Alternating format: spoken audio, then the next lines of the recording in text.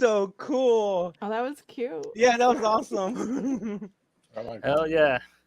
And yeah, this is our third annual Naughty or Nice episode. This is our first time doing it under the banner of How Did We Get Here? Last few times it's been under the name of that show that we no longer use. So this is pretty awesome. We got a pretty rad panel. We got a blast from the past. We got the good buddy Goose back, and he's obviously some kind of Mayan god in this incarnation of himself.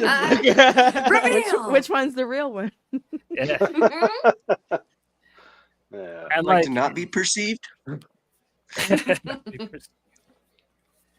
Who else do we got in the house, man? We got the phonos pretty much up in here. Like, how you phonos doing tonight? Sounded derogatory. I'm but- doing phonotastic. Oh, for one night only. Yeah. JP, what did you think? I before? don't know. FOMO. FOMO. Like, Oh, okay, close enough. FOMO. One letter away. I'm My sorry. From chomos. what? From what? From what? El? From what? From what? How's everybody doing? Hi. Yeah. I see Goose got the beer out too. See, I knew I liked you, Goose. Yeah. Cookie got the Burger King. It's root beer and red wine. She said, Yeah, "I'm having yes, her way." yes. Really? I was Having that- her wondering. way. I How like does it. that? Yeah. Okay, see, I have rum and Coke, but how does that mix? It Root beer? doesn't. It's gross. I don't care. It's like But- so I need to know how Wine. you were like, I got a little bit of Dr. So, now a take it little. back. How much Dr. Pepper was in that cup before you It put was wine like in? root beer. And She's then already- it was like- You didn't give a fuck. You just said, No. I'm just mixing. It's mixing. all right then. She said, I've been drinking. That's that Long Island special. Well, she tried the Hooters sangria. Now, what's this one called? I don't know. I just call it root beer and red wine. The Hooters sangria was not good. What was it? Oh, it's so bad. I don't Mountain like Dew and red wine. So Yeah. I'm just trying to get through my bottles that I have. You said Yo, you don't like I red never wine? knock. I don't. Oh, I'm I a never red knock wine a weird- connoisseur. Never knock a weird drink combo because in college at Mississippi State, somebody said, "Do you want some Mississippi mud?" And that was Ooh. Jägermeister and orange juice. Not that bad. Not that Really? bad. It sounds horrifying. Yeah, dude, black licorice and Black Lake, oh. It's better. It's better than when. It's better than the time I went backstage at this concert and the guy was like, "You want a drink?" And I was like, "Yeah." I was like, "What are y'all drinking?" He said, "Patrinacy," and I was like, "That sounds like a Harry Potter spell." And it was just Patron and Hennessy. Oh. Trinity? Oh. That was Wow. at the Rhapsody show. She That put on a sounds hell like of a people show. shipping the Golly. Joe is drinking, or is that Fanta? That's Hmm. Oh shit! What you drinking, Joe? Whole Garden. Whole Garden. You Yeah. fancy. Is that the Whole lemon? Garden? Is that Is the that beer? lemon? The lemon shandy one? It's the wheat beer. Okay. Oh, I can't Yeah. drink beer. Are Usually you it's allergic? served with you a Yeah, I'm slice allergic to barley. I'm allergic to barley. Yeah. Usually they serve it with a slice of orange in it Okay. Mm, when you order it at the bar. Yeah. yeah. JP drinking the. I wanted to get Guinness, but they didn't have any when I went, so I got that instead. back to the Mountain Dew and red wine though. Like, is it with green Mountain Dew or do you use the code green, red? is it Mountain with Dew? green? What kind of Mountain Dew do you use? I use Baja it with Blast? the OG green. oh. So- You know what? OG green and vodka, I do sometimes. If I don't have a mixer, because I always have Mountain Dew in my house because my kids are Sounds like gross. a Call of Duty. Yeah, Call of Duty. For real. Give me my Dew and vodka. Let's Yeah. go.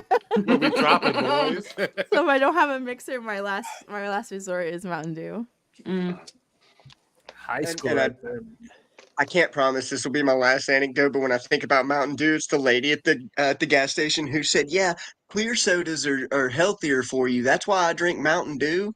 And, What? and I lived the rest of my Clear. life with that conversation in my fucking head. No, because of what's it called? The Ricky Bobby. What's it called? Damn, Ricky Bobby. Yeah, my two Sorry. boys, they're 6 and 7, and they stay saying I'm all jacked up on Mountain Dew.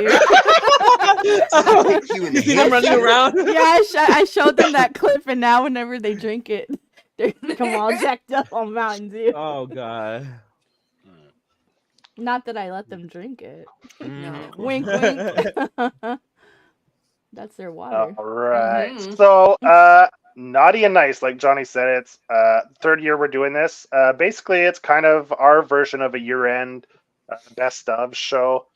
So basically, the nice list is all the stuff we loved, and the naughty list is optional for people to pick, and it's the things we thought stank from the year. So we figured Christmas comes at the end of the year, so we'd give it a little festive twist to our year-end show.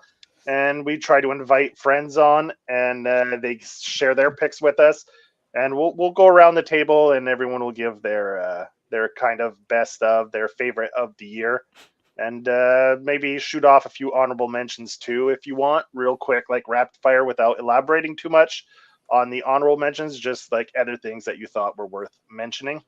But before we get to that, seeing as how it's the holiday season and everything, and I know 2023 was a pretty rough year in general for a lot of people with recessions. The comic industry is kind of suffering. We had writers' strike in Hollywood, so Hollywood shut down. So a lot of negativity in comics Twitter just recently. I mean, there's a lot of bad shit, but I mean, 2023 wasn't so bad, and I'm sure some of you have maybe something you'd like to be thankful for and give a shout out before we get going. So the one thing I'd like to say that I'm thankful for is Johnny being healthy this year, because 2022 wasn't the best year for Johnny, but came back strong this year and been doing great. And we've been just hammering the shows out, and Johnny's been fit as a fiddle. So I'm thankful for Johnny being back to his normal self this year. I'm Yeah. also clapping if you can't hear. She's not. She's not. I'm clapping. No, I for her. am genuinely, applause. because I'm an empath, and last year was stressful, but I didn't know how to say that to him without being like trauma dumping, like, you know what I mean? So I was very happy to see how well you were doing this year. Yes. Round of applause. Round of Yes. applause. Oh.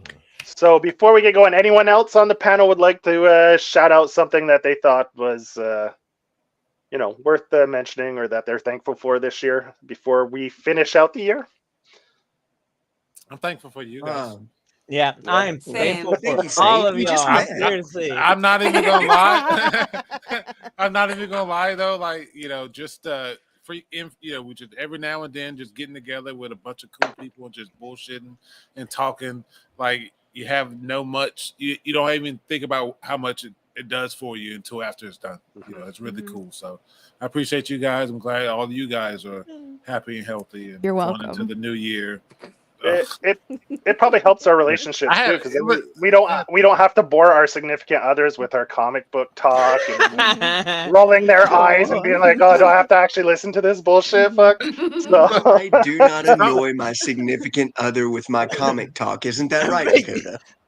Listen. I'm not gonna lie. It paid off because I talked about space and the bunkers and the show called The 100 so much that I actually got my fiance to I start knew I was watching gonna it. love you, Saint. And so, I've been watching it. It's so good. So I got up into season 3 and had to stop because she was like, that sounds really cool. I'm going to watch it. And then like a day and a half later, she was like, this is so good. I'm watching it. A day and a half later, she broke up with And you. now we have to I was like, I can't but believe yeah, it. but sometimes it pays off. But yeah, it's been nice to get with Saint, guys Team and Lincoln or everyone. what? Team Oh, Lincoln. I or love what? Lincoln. Oh, fuck yeah, I love Lincoln. These two. That's so Lincoln cute. didn't do Oh my anything God. wrong, and fuck Pike. Period. well, We'll be able to get into that because I believe that's You know what? one of your picks, eh, Saint, in one of your categories. Yeah, So, blood will have yeah. blood. That's right. yeah. Mm-mm. All right. So, does anyone else have something they're thankful for? If not, then we'll get this show on the road. All right, do. Goose, go ahead. I'm thankful that this year has been way fucking easier than the last like 3 goddamn years. Because had my first child as the pandemic was like ravaging the world, and then we had our second one who's about to turn a year old on the 28th, and it has Nice. been so much so easy this year with everything because we had a real rough birth with Orion, and with Imogen Mhm. everything went by smoothly and healthy, and like Imogen is snapping her fingers, and like she really loves metal, and like I can put on like Earth Crisis, or I can put on she really likes black metal, and it makes me so happy. She'll stand at her crib and just like just boom boom boom boom. She's just Oh like, yeah. That's and cool. so Nice. and plus, like, I'm gonna train her to be my little minion. I saw a video the other day of a girl sitting on one of those little riding horses in the house while her and her father were watching the Battle of Helm's Deep.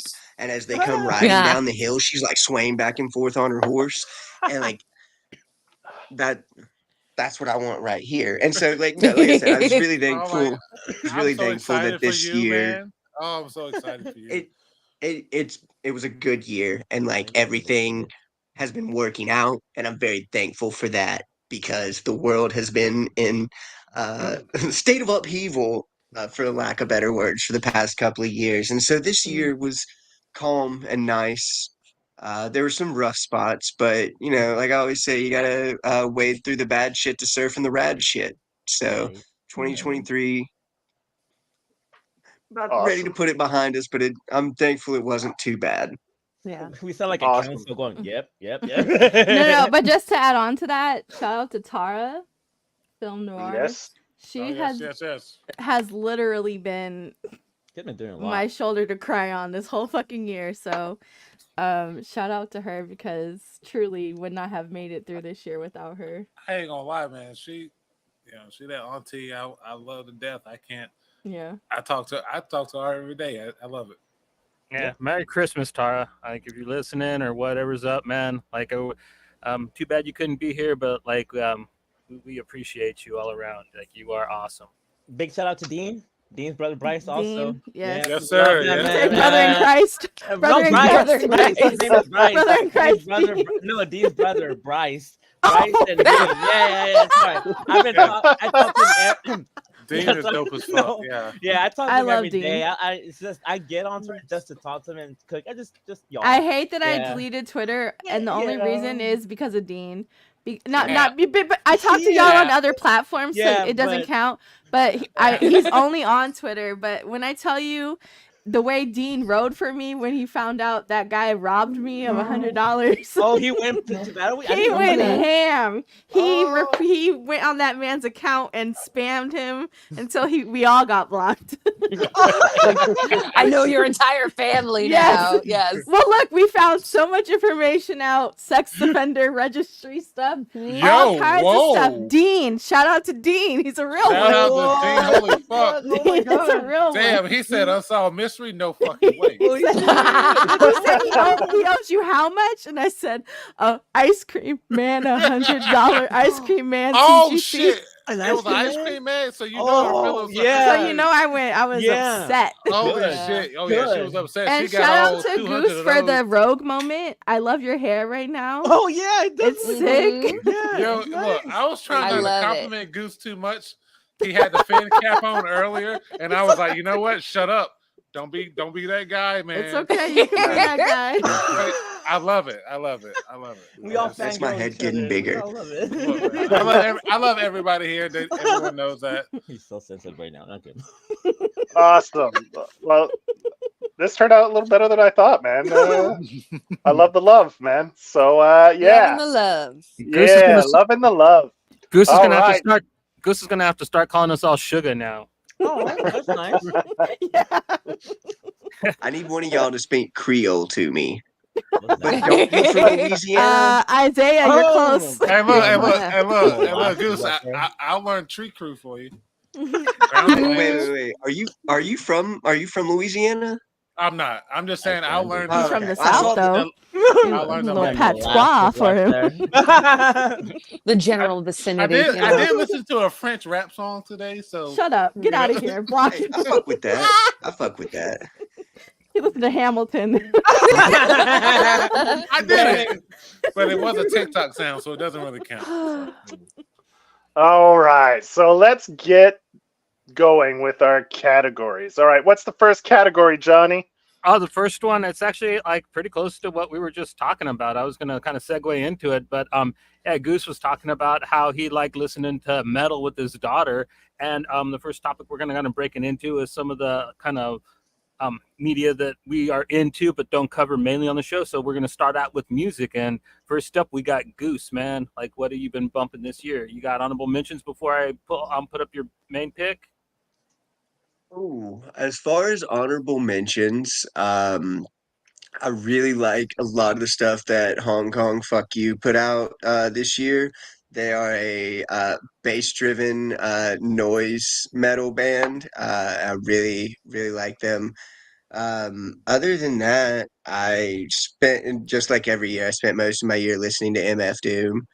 Um, other than that, yeah, Gardens of Gomorrah by the Sloppy Boys, hands down my favorite album of the year. And it's goofy, it's funny, it's fun. It's not the best music you're ever gonna hear, but when you hear the music, you can't help but smile. It's one of those albums I can listen to start to finish. They've got some incredible songs on there. My favorite is "Running with the Bulls" or "Chico's Torpes."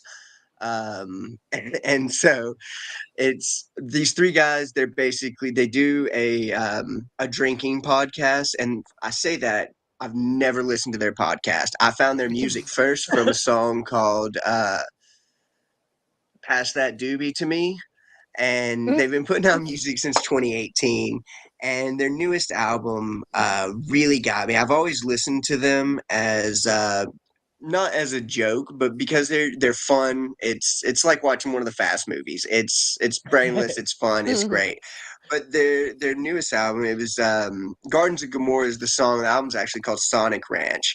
But they've got a song called "Give It Time" where they talk about bringing Arby's to the party, and nobody wants them there, so they just eat their Arby's outside. I love Um, Arby's. they've got their song "Running with the Bulls," but not in Pamplona. The song is actually a ode to their love of the Chicago Bulls from the '90s, and so the whole song is about them playing basketball with the Bulls in the '90s. And then Gardens of Gomorrah is awesome. Chico's Torpes is I believe that means awkward or weird boy in Spanish, and it's about them playing Sancho. And I don't know if y'all know what Sancho is. Sancho is the man, as you walk out the front door to work, he's walking in the back door to fuck your wife, beat your dog, and drink your beer. Oh, And Jody. that's what she. Yeah, Jody, pretty much, yeah. So their song's all about them in a small West Texas town, and while all the guys go out to work, they sleep with their wives. And solid song. Like I said, it's a goofy album. It's funny. It's not gonna win album of the year on any award shows, but it's No gonna win album of Grammys, the year right? right here. No Grammys. But Awesome. yeah, definitely. If you have the chance, definitely check that out. It's like 32 minutes, and it'll be 32 minutes that you're glad you took the time to listen to it. Definitely solid. All righty. Cool. That's time for me to get on my pretty girl pink sake shit. Drinking it cold or hot? Oh, cold. This is Nigori sake. So And it's good stuff. If you're drinking it cold, that means it's a better quality. right. This I song usually is try good. and I'll go have with to heat it up. Yeah. Yo, this song, the Gardens of Gomorrah, it's good. It's JP, good, JP, send it to me on Twitter. dude, it's upbeat. Yeah, it's Send it to I me like on it. Twitter, please. Okay. Thank you.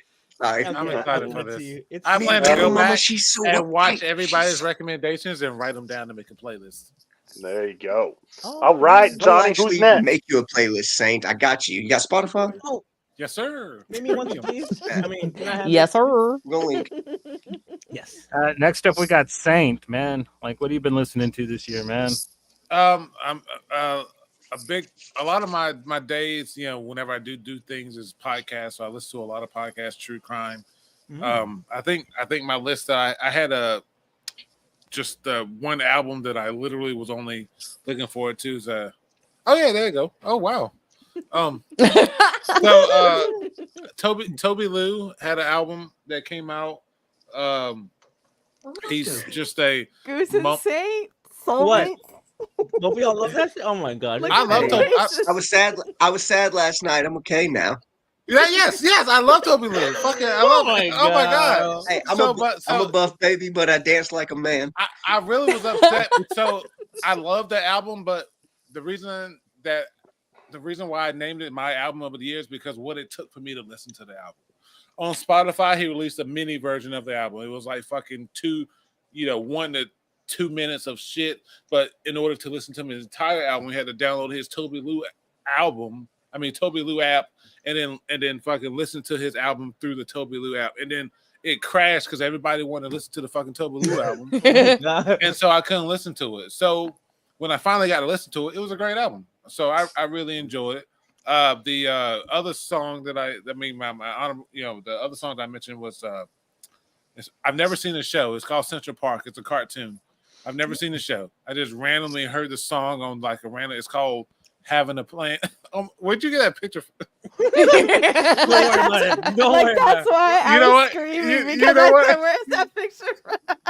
He got it from Nardwar, bro. He got it from 4chan. As far as I'm concerned, everything that was provided for the show, Mhm. L provided, and so I was. I just did not not. gonna say- I I'm not did gonna- not. But it's Because and please it's a no, it would have song- been a sticker. It's a cartoon called Central Park. It's about park rangers in Central Park, New York. But the song is about having a plan. It's a dude talking to his mom about literally being on time to an exhibit and stuff like that. It's just really cute. But it's by Eldonius, correct me if I'm wrong, Lamar Odom Jr. Lamar Odom? He sounds Right? familiar. Lamar Right. Odom, like the basketball player? Ball His player? son? What is his name? Wait, the crackhead? Odell? No. I know. Help Odell me. Beckham Who Jr. is, His dad went to high Oh, school with my dad. Leslie Odom Jr. Oh, sorry, thank you. Aaron Burr, sir. Of Hamilton fame, yes. So yeah, so okay, It all listen. comes back to Hamilton. Mhm. It all comes back to Hamilton. So it does. So Leslie Odom Jr. hmm was in Hamilton. He was Aaron Burr, sir. He wrote the song. It was sung the song Central Park Having a Plan. But little trivia, he was also in Abbott Elementary. He wrote the legendary Schools jingle. It was pretty dope. Anyway, We all honorable know men- Zach Fox is the star of that, but go on. Yeah, he is. Yeah, Zach Um, Fox. Awesome. Legendary honorable mention is Cat Food by Lil Wayne, just because it's just raunchy. I love it. Oh, you like Shut the cat fuck- food? Shut the fuck up. Listen, Blocked. I will. You want me to take a screenshot of the song? I want you to block me. I How did love you- this song. I never said that. You lied. Yes, you did. Yes, you did. You said Say. low key. I'm finding it. Lies. Hey, That was how Tara. did you That feel was about- Tara. How did you feel about that 2 Chainz Lil Wayne album, though? Collie I Grove? enjoyed it. I also enjoyed the Future and Drake album more than I expected to. Future and Drake, was that this year or in No, 2020? it was a lot. It was just I was Diamond. about to say, was that like But it was 1999? it's the only other relatable one that I can think of. But The Goose, Future- you and I, we have to talk. But that's my for music. Fast Like I said, friends. Toby Lou was really good. The Trouble I went to, I was very satisfied at the end of the album. He raps around random shit, being broke, having $5 to eat. Friends send them $2 to get dollar menu shit or whatever. From But- McDonald's. Cool. Oh, okay. So. With the stuff. triple patty, no cheese. Now we know what y'all And also shout out to More Than a Cup of Murder because every day I'm there. I think that burger should just be called the Saint from now on. Triple patty, one Triple slice patty, of cheese. no sauce, extra salt. Let me get a Saint. The sauce is on top. Y'all can't see it. All right, who's up next, Johnny? I'm up next. As for me, like I've been listening to it's weird. Like I found this whole scene out of Japan. It's all female like metalcore bands that like incorporate J-pop into like metalcore, and it's just amazing watching these cute little Japanese girls death metal growl. You know what I mean? It's just amazing. So I've been having a lot of fun listening to that. Like kind of delved into that whole scene. My favorite band's a band called Hanabe. They're my runner-up, but my album for the year is Interstates by Abriction. This is, I don't want to call it a black metal album, but it's definitely black metal tinged. It's really lo-fi, very atmospheric sonically, and it's a one-person band. It's this girl. I'm not really sure where she's from, but she just lays out this just soul-wrenching concept album that's basically just about riding on highways. You know what I mean? Like like if you look at the album cover, that's pretty much what the theme of the record is, and it's just it's really beautiful. Joe listened to it last night, and I really liked this little rundown that he kind of gave, because like I like to listen to stuff when I read, and this album like it's just like even when she's singing, it doesn't draw you out of it because her vocal performance is just right there with the rest of the instruments. Even when she's just screaming her head off, like it's right there. Like it's not overpowered the guitar; it's right there with the guitar. So, what's it called again? Interstates by Abriction, Abriction. It's great background music, and that's why when I listened to it, I was like, I know Johnny, man. He likes to listen to fucking music while he's reading, and this is definitely it almost felt like it's more immersive. Like if you put this on the background, you read it almost like it's like a trance, right? It just gets you in the zone, and because I like driving a lot. Now, Johnny. Well, see and that's the reason why I love this album so much. Like from doing construction work, I've driven from one side of the United States to the other, and those are some of my favorite experiences in my life. Like just driving through Wyoming, and like the whole day long trip it takes you to drive through that long ass state, and like this album like actually brought me back to that, and like it sonically, like with her soundscape, it actually kind of replicates in my like riding in a car, man. Like as weird as that sounds, dude, like that's kind of how the album feels. I was gonna say. I love that one. Sorry, go ahead. Yeah, I was just gonna say. You said it's a one person show. It's a one woman show, and you said it's similar to black metal. Are we talking like? And he's an awful person. Are we talking like Burzum style black metal? No. This is like do you know Green Carnation? Like they were out of Sweden when like all that Norway stuff was happening. They were more artsy. They did like the atmospheric stuff. Like this is more like it's more like Swedish than the Norwegian. Like I like it. Mm-hmm. Yeah, well, this like she uses a lot of different stuff though, man. Like if you like this album here, my favorite song has a xylophone in it. That's awesome. That song is fucking. You know what? This kind of reminds me like Silent Hill kind of stuff. Like I was listening to one called Rose Gold right now. Ooh, it sounded really good. Yeah. Well, she does like all different types of stuff. She'll do remixes to rap songs. She's just a big fan of music. Like if you listen to some of her other albums, she kind of does electro pop type stuff, almost hip hoppy. Like so she's kind of all over the place with her music style. She just does whatever she thinks is fun. But like she just did a black album here this year for fun. Like so I kind of really dig what she does, and like I kind of been all over her discography. She's got quite an output of music. Only been doing it since about 2020 from what I seen like on her Bandcamp and on her YouTube, and damn, she's tearing it up, and she's like doing split albums with Sadness and a couple other people that are kind of big in the hipster black metal scene right now. I got Thank you. Yeah, I got that one saved too. Same. I got halfway. I scrolled halfway through Rose Gold because it's like a 12-minute long song. Yeah, that's good, right? As soon as I got halfway, as soon as I let it play, I was just like, Y'all may have seen me do facial expressions up here. Johnny, I was just Johnny's got a little emo in him, man. I gotta say. we've all got a little emo in us. And ladies, you play your card right, you can have a little more emo in you. What's good? An embarrassing amount, and not the good kind either, because I was on TikTok the other day and Dashboard Ooh. Confessional popped up. Wait, Yo, and it don't talk said- shit about Chris No, Carrabba. Chris no, Carrabba, don't do it. I fucking Yeah. love Dashboard Confessional. All right now. too. All right now. But it came up and it said if you were emo back in the day, and I said I don't know. But then it was like all the songs I do know, and I said I don't know. I had to act like I didn't know. I said that's not me. I'm not vindicated. That's not me. Shut up. Elle, let me tell you something. I'm about to turn 30, and if I could go back to my 15-year-old Goose, self, I would let him stop know it. it's not 30. a phase. It's not a phase. not It's not a phase. Not a It's phase, not. Mom. I'm 34 and it's not a phase. I'm into I am it. the baby. Okay. You are. All right. Who's next, Johnny? Juanito. Lon. Yeah. What you got, Lon? Yeah. Cracker Island from Gorillaz, because I've been following Gorillaz since they came out with that Clint Eastwood. But I heard that Clint Eastwood like going to Mexico, and you know how they had the flea markets, but the bootleg CDs. So that's where I got it from. But it was a compilation of their tracks and other tracks and other pop artists, but Mexican artists too. So that's how I got into it. And then Rock the House. Goose, you know what I'm talking about? Rock that. Oh, that one was so good.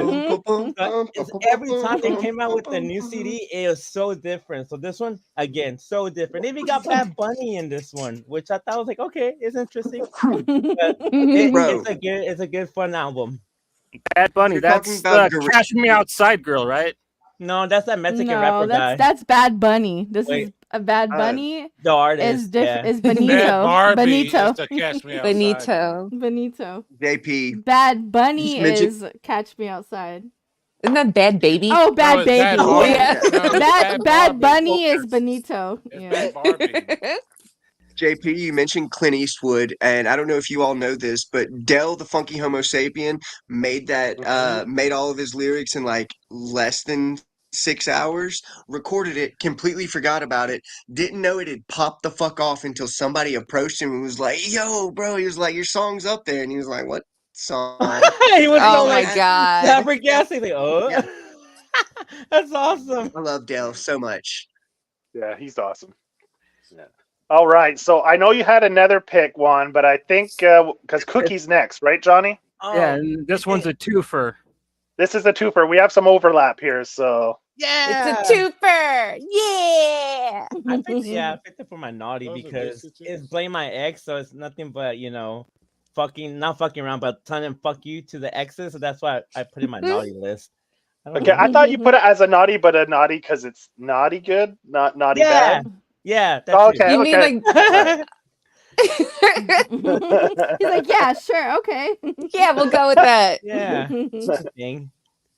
So Cookie, you had this as your song, "Cigarettes," right? I did. I love that song. So no, me and Juan started listening to this around the same time. And he's like, wait till you get to the last track. You're gonna lose your shit. Yeah, And yeah. And I'm like, nah.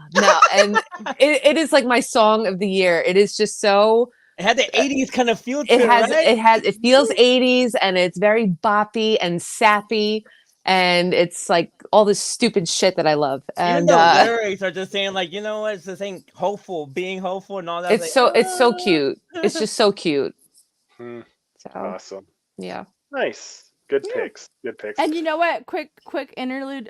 Juan, Gorillaz was my number one on Spotify. Lost Chord was my number one song this year on my Spotify. Nice.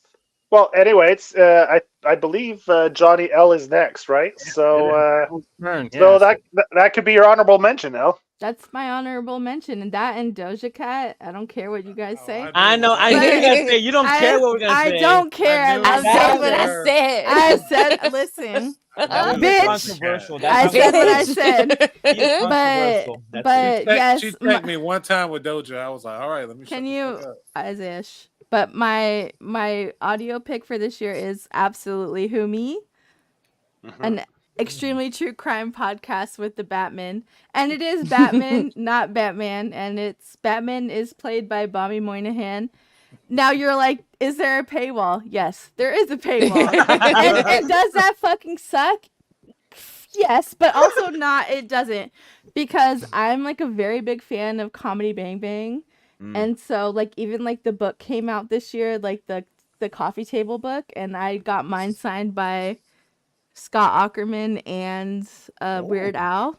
Oh, so yeah, so like it's really based on like your taste, like if you're into this kind of comedy or not, and I am.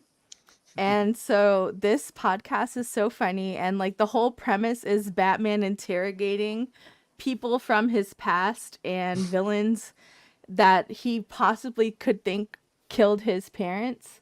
Okay. And like there's always 3 suspects: the Joker, Tony Shalhoub, and whoever he's interviewing. And it's so funny. Yes, it's so funny. It's so ridiculous. And Bobby Moynihan plays the Batman with an I. And it's there. Now it is on. You have to go to cbbworld.com. It's ridiculous. And it's like $7.99 a month to listen to this. If you like, if you like SNL and you like Bobby Moynihan, it's hilarious. Like, it's so funny. Because clearly a lot of these people don't know that much about Batman, so they Wikipedia it. Go ahead. Bobby Moynihan is still alive? Yes, and not as big as he used to be.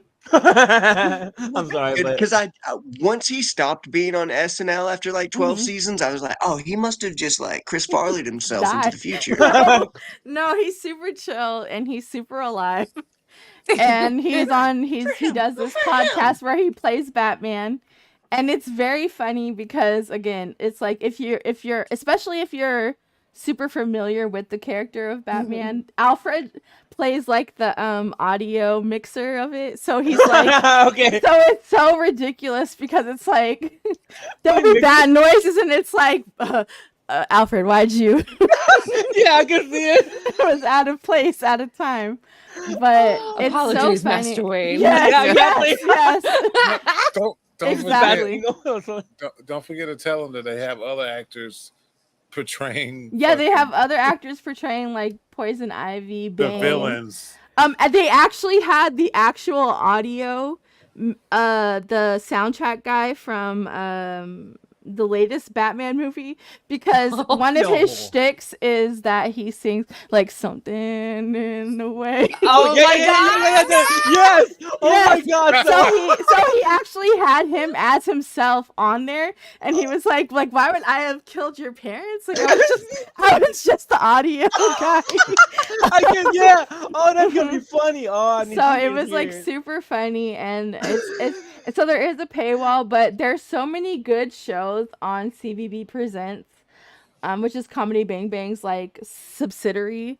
It's just fantastic, and it's one of my favorite podcasts of all times. And Scott Aukerman is so funny to me. And, he actually got a lot. Huh? I'm looking at the RSS feed right now. Yeah. Okay. But him and like Jason Monosuchis was on. They were in like that X-Men comic for the ball. What's the ball in X-Men? You know what I'm talking about? The Duke? No, the X-Men, like in recent times they have like that event every year.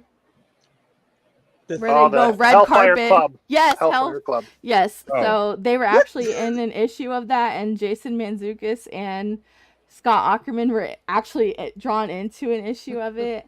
And it's just very cool. What's his name? Brian Michael Bendis? Yeah. Is a big fan of Comedy Bang Bang, so he's always in the chats and stuff. So it's just a very cool situation there. Baby. I need to hear this podcast. It sounds hilarious. It's great. It's really good, dude. I promise you. Like it's I forced him to listen. Oh, okay. She did. She was like, "You should really check this out." So I got my 9-year-old in the car, and I'm listening to it, and he's like, "You killed my parents," and I'm like, he's like, and my son, he's like, why would he ask him that? He doesn't know who killed his parents. And I was like, no, that's just how it goes. He asked everybody. His first question is, Where is she?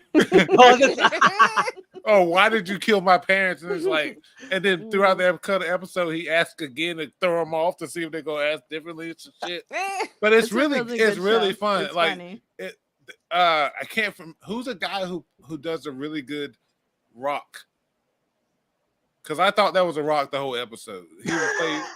He played like Shazam through the episode or some shit. Like through that. the Shazam. Okay.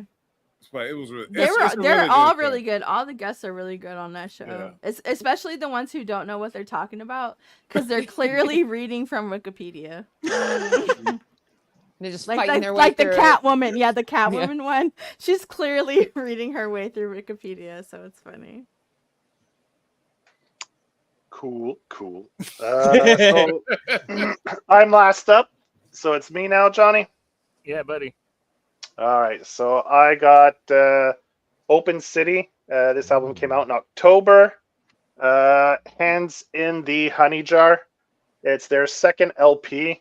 It's pretty good. It's like it's a hardcore band or got like that post-hardcore DC. It's all a bunch of DC music, old DC heads from back in the from the 90s, and it's a girl-fronted band, so that's kind of my theme for the year. Is I've been really digging all these girl-fronted hardcore bands, and this album was fantastic. I love this album, so that was my album of the year.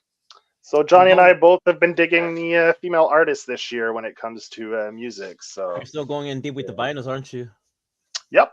Always. Always. Oh yeah, look more Always. CDs. Yeah. Want to shout out we got Chris, we got Manny in the chat, and we got Randy. What's up, everybody? Happy holiday. Glad you guys could all be here with us. And yeah, back to you, Joseph. I'm sorry about that.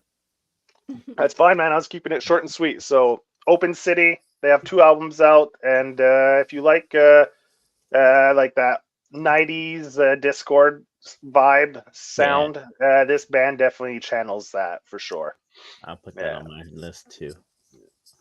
And the girl can belt it out. She's got some range, you know. She doesn't just scream. She has you know, it's cool. It's fun. The first album, I think it's just her singing, but on this one they change it up with other band members. So there's I think a couple songs where some dudes sing, but for the most part it's her that's just belting it out. I'm gonna be listening to some good music this weekend. Yeah. All right, next category, Johnny. What are we gonna be talking about? Next up, we're stepping it up to films, man. We're going into the visual medium, and JP stood up straight. No, I didn't see what I picked. I forgot. Hold on. Oh yeah, that was a good one. Okay, sorry. We're gonna start out with Sugar up there. How you doing, Sugar? Sugar. This is a great year for films. What did you pick though? You got some honorable mentions? Before I put up just tell us. Yes. Okay. Sorry. Didn't mean to leave y'all in suspense. I will go. I've only got one honorable mention, and I'll be real super quick about it. First movie that I saw in theaters since COVID started was Shin Kamen Rider. And Shin Kamen Rider. Oh my God! Stop! Wait, you and Isaiah are literally the same person, but go off. Oh my God! This is so. Oh my God! This is too cute. Y'all are just spawning. I'm just like, that's so cute. This is like the cutest thing I've seen all year. The 2 of them. So Shin Kamen Rider's my honorable mention.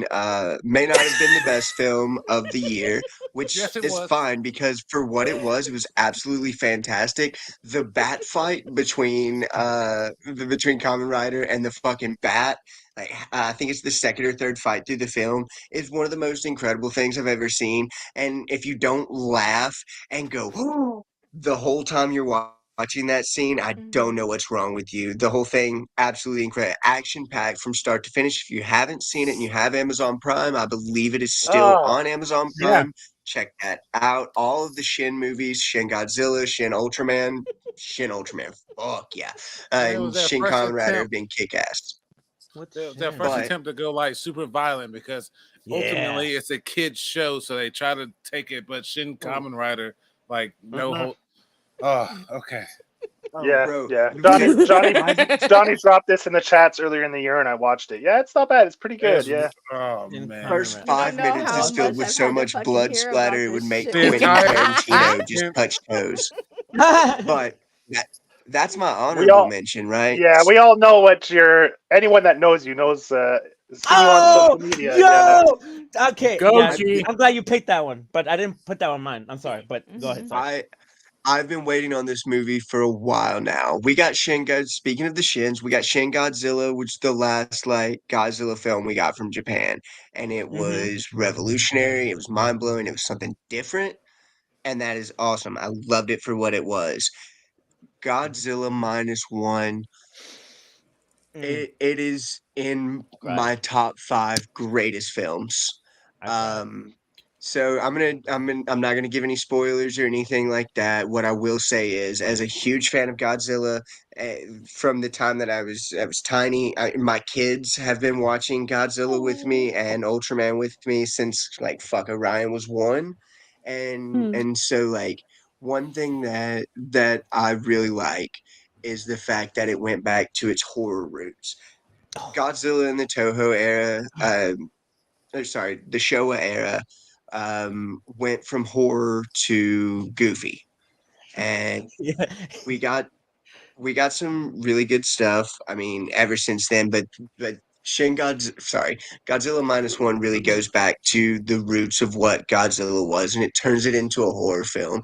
And not just that, but the film has so much heart, and it Mm-hmm. is absolutely beautiful. And I know that there is a different work culture in Japan, but the film was made on like less than $15 million.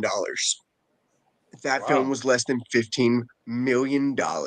And I'm Wow. telling you, everything from the cinematography itself to the CGI, which, if you To know the me, and I love the Showa era of most of the stuff, I love practical effects. The CGI in the film was flawless. The train scene in Genzu, the Yeah. oh, oh and this doesn't spoil anything because it's in the trailer, but underneath the ship when the battleship scene goes on, when our main characters are in the wooden ships in the battle, oh my god, when the battleship and Godzilla meet, I'm telling, I stood up in my seat in fucking theaters, and Hmm. then oh no, I was so stoked. And the first time I see his atomic breath, and like you see the fucking, you've always seen the light shoot up his back, cool, but the fucking spine sticking up oh and yeah. Oh yeah, dude. I was like, oh, he's going up. I Yeah. pulled I pulled my headphone out. I'm so excited about that. I convinced several of my coworkers to go and see the film, and when Yeah. they came in to see me after they had seen the film, they were just like, "Dude," I'm like, "I know it's just," and they were like, "Yeah," and then boom, and I'm like, "Yeah," and then the train, like it. I'm very particular about my movies. Um, this Godzilla minus one jumped up into my top 5 films of all time. I got to see it in IMAX, first movie I've ever seen in Yeah. IMAX. Oh Uh, yeah. Really? Okay. when the guns were going off, like bro, you could feel it in your fucking chest, Yeah. Right. especially when they were rocking the cannons, just doom doom doom, and you're just I'm sitting there, embarrassed to say that like the last IMAX movie I saw was Shadowhunters, Mortal Instruments. Mhm. Oh. You're a ooh, look at lucky you. lady. That was the But last IMAX it movie I saw. it truly was. I'm jealous. I put Godzilla minus one in the same category that I put Jaws, Really? and I don't. Mhm. Oh, It's okay. not an understatement. It really was. Now, I will say there is a part at the very end that was a little hacky. Not the point. The entire film was, oh my God. And if you haven't seen it, that's fine. But when you do, just remember that I mentioned Akiko, and Akiko is the absolute pinnacle of fucking cuteness, and we love her, Okay. and we will protect her with our entire heart, and soul and body. Um, but the film itself I shit you not, and I don't say this lightly, it's one of the best movies that I've ever seen. It got to the core of Godzilla, and it cut down to Godzilla's origins, and it's the reason it's called -1. I don't know if y'all know. It's set in shortly after World War II, and I don't know if Okay. y'all know this. Their military was decommissioned. That was a part of the surrender, and so they're facing Godzilla at a time when their military is decommissioned, Oh and shit. they're not starting at point zero. They're starting at -1. Their country is Okay. in disarray. Their military is Oh. scrambled. Holy Everything shit, is I don't literally know that. set back, not from where zero was, but beyond that. And they're And then having to, Godzilla comes. Oh, Mhm. and then fuck. Oh, Godzilla that's comes, and that's terrible. what it is. Crazy. It's set in a perfect time, and you really, like I said, it has so much heart. Like you grow to love every single character, even the ones you're Mhm. supposed to hate. And just Damn. there's the film stirred things with I'm telling you, like I haven't had feelings like that seeing a movie in cinemas, and I don't know, probably like 10 years. I was standing up, like Wow. Dakota was next to me, and I kept on like reaching over and grabbing her leg to keep me from jumping up and shouting. Mhm. Godzilla -1 is probably my fourth favorite film of all time. No, that's dope because my 12-year-old is like super into Jaws and Jaws 3, not 2, right now, and like 3D, she you mean? sorry, Yeah. my apologies. 3D. But like every morning, that's what she watches every morning before she starts her day is either Jaws or Jaws 3. And so it's dope that you say that Okay, because she's but like has she super into watched Jaws the kaiju. Revenge? Has she I watched don't Jaws the Revenge? I don't know Which is because she watches so much in a day. because look, his wife goes to the Bahamas, and the shark follows her there, out for blood, and it's her and the shark in the Bahamas. Anyway, sorry, And keep Michael going. And the Caine. shark roars. But I was telling Saint Was that earlier, I was Michael like, Bay? yeah, I catch And her Michael watching. Caine. Michael Caine was in it. He Oh was my- his boyfriend, remember? I Yeah. was telling Mhm. Saint earlier, I was like, yeah, I catch her watching the Meg. The Because Meg. she just loves kaiju. She loves like megalodons. Oh, She loves giant octopuses. yeah. She's super into that shit right now. And I walked in and it was like the shower scene and she's fast forwarding and I said, hey, rewind. What Slow is that motion show? that. If your kids are into kaiju, My your kids are oldest into is, my kaiju, 12-year-old is into. I you think right by how now. you described it, I think she would be fucking sick over that. Mm. I don't know if she's gotten into Ultraman yet or not, but right now you can get the I don't know first 7 about it. seasons from Ultra Q Saint, to stop Ultraman clapping. Taro Yeah. No, in I will Steelbook refuse. for like $60. Okay. Damn. Ultraman. I don't want to have Like to. it's a monster of the week kaiju Is that your thing. pee jar? She'll go absolutely Right? fucking bonkers for it. It's that I about don't a want to guy. have to use this tonight, please. Sorry. What the? It's about a guy who fucking like when he needs to save stuff. Isaiah, he just said he doesn't want to pee on himself. He gets really big and he goes, Don't care. Saint's like, I want to see it. And he wants Joe to get really big and pee on himself. He wants Joe to But no, fall off. for sure, Goose, I'm absolutely gonna have her watch that because she fucking is super into kaiju right now. He's down. He's down. He just He's took out out. his computer. He Yeah, left. like, He said, I'm tired of your shit. I promise you he went to go get something Ultraman related. He said, you didn't call me sugar enough. shit. All right. So next up we have Saint. Only the second guy up, man, and we. All right, let's go, Saint. What you got? Wonka. Okay. So listen, I am 38 years old. No way, really? Yeah. I am 38 years old. Wait, what's I read the Charlie and Chocolate Factory books. I watched every single Charlie and Chocolate Factory movie, the original, Gene Wilder, the fucking Johnny Depp one, and the one thing that I've always in my entire life wondered was what was fucking Wonka's origin. and you know, among other things. Yeah, okay. Crazy little bastard. Golly, You want to see this how he got all motherfucker. Wonka and everything? Did you But did you you know what? imagine? I wish I could. Did you imagine his origins was going to be Paul Atreides? But so my so to be perfectly honest, my imagining was Wonka was cursed by the factory. I told you, didn't I fucking tell you that he was going to find something Ultraman related? What the fuck? Oh, I told you. Oh, I was told like, you. what are you Movie. even talking about? You're so high. I'm like, what does that have to do with Wonka? There's an Ultraman in Wonka. I'm sorry. It's So, a mega. It's a. It's a mega Ultraman Jack. I'm sorry. Oh my god. my imagining was not Ultraman. No, oh my God. My imagining was Wonka was cursed by the factory, and he was Right. cursed by the factory, and what he needed to do was find somebody else to agree to take on the terms of the factory in order to release himself. And that's why that's why the origin of the whole factory was to just get Charlie to say, yes, I will take the factory. He's like, fuck, I'm free. But that's a whole like fanfic shit that I was working out in the back of my head. Yeah, But fanfic, the movie itself, with fucking Wonka hooking up with the beautiful. Like it has, Okay. I feel like it has a perfect mix. Like I'm not a huge musical guy. I'm all about musicals. I like music or whatever, but if it's all about balance for me. There's a, Yeah. I feel like there was a perfect, the perfect amount of balance between of action. This is what's going on in the movie. This is the storytelling. Hey, we're gonna sing a little song and then let's move it along. And that's how it was.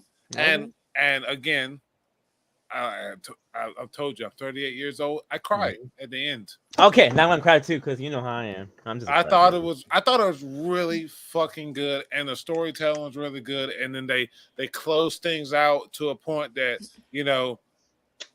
I know everyone knows how Charlie and Charlie Factory goes. As Wonka looking for kids or whatever, so we know that the little girl that was in the movie, she ain't going nowhere. So like they led all the way into closing her. I'm not gonna spoil it. Yeah, don't do it. Yeah, it's like I'm not gonna spoil it.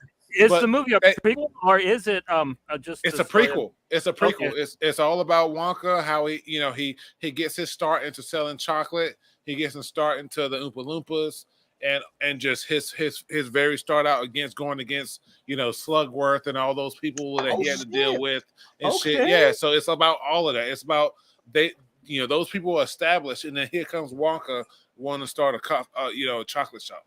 So it's really good. now. Really, and then right at the end they set it right up for their version of Charlie and the Chocolate Factory. And so I'm like, I can't fucking wait. Okay. How is Hugh He's Grant dating as an Kylie. Oompa Loompa? Yeah, I heard that he stole the show. Okay, so I was really, really skeptical when I saw who was cast, but it was really funny.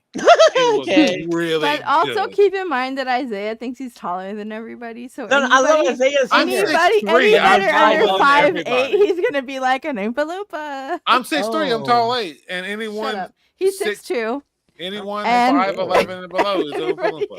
I'm Oh just my kidding. God! Am I okay? No, but no, He is- seriously. He calls you Hugh, Oompa Loompa Hugh in Grant private. did I really promise. good, and it wasn't just the old like Willy Wonka went to Oompa Loompa land and did some shit. Like the story behind the whole fucking Oompa Loompa stuff is really good, and Hugh Grant did a great job with his character, and it was perfect. All right, can't wait. I now. loved it. Cool. Sorry if that took too long. It did. No, It well, I took mean, 30 minutes too Good. long.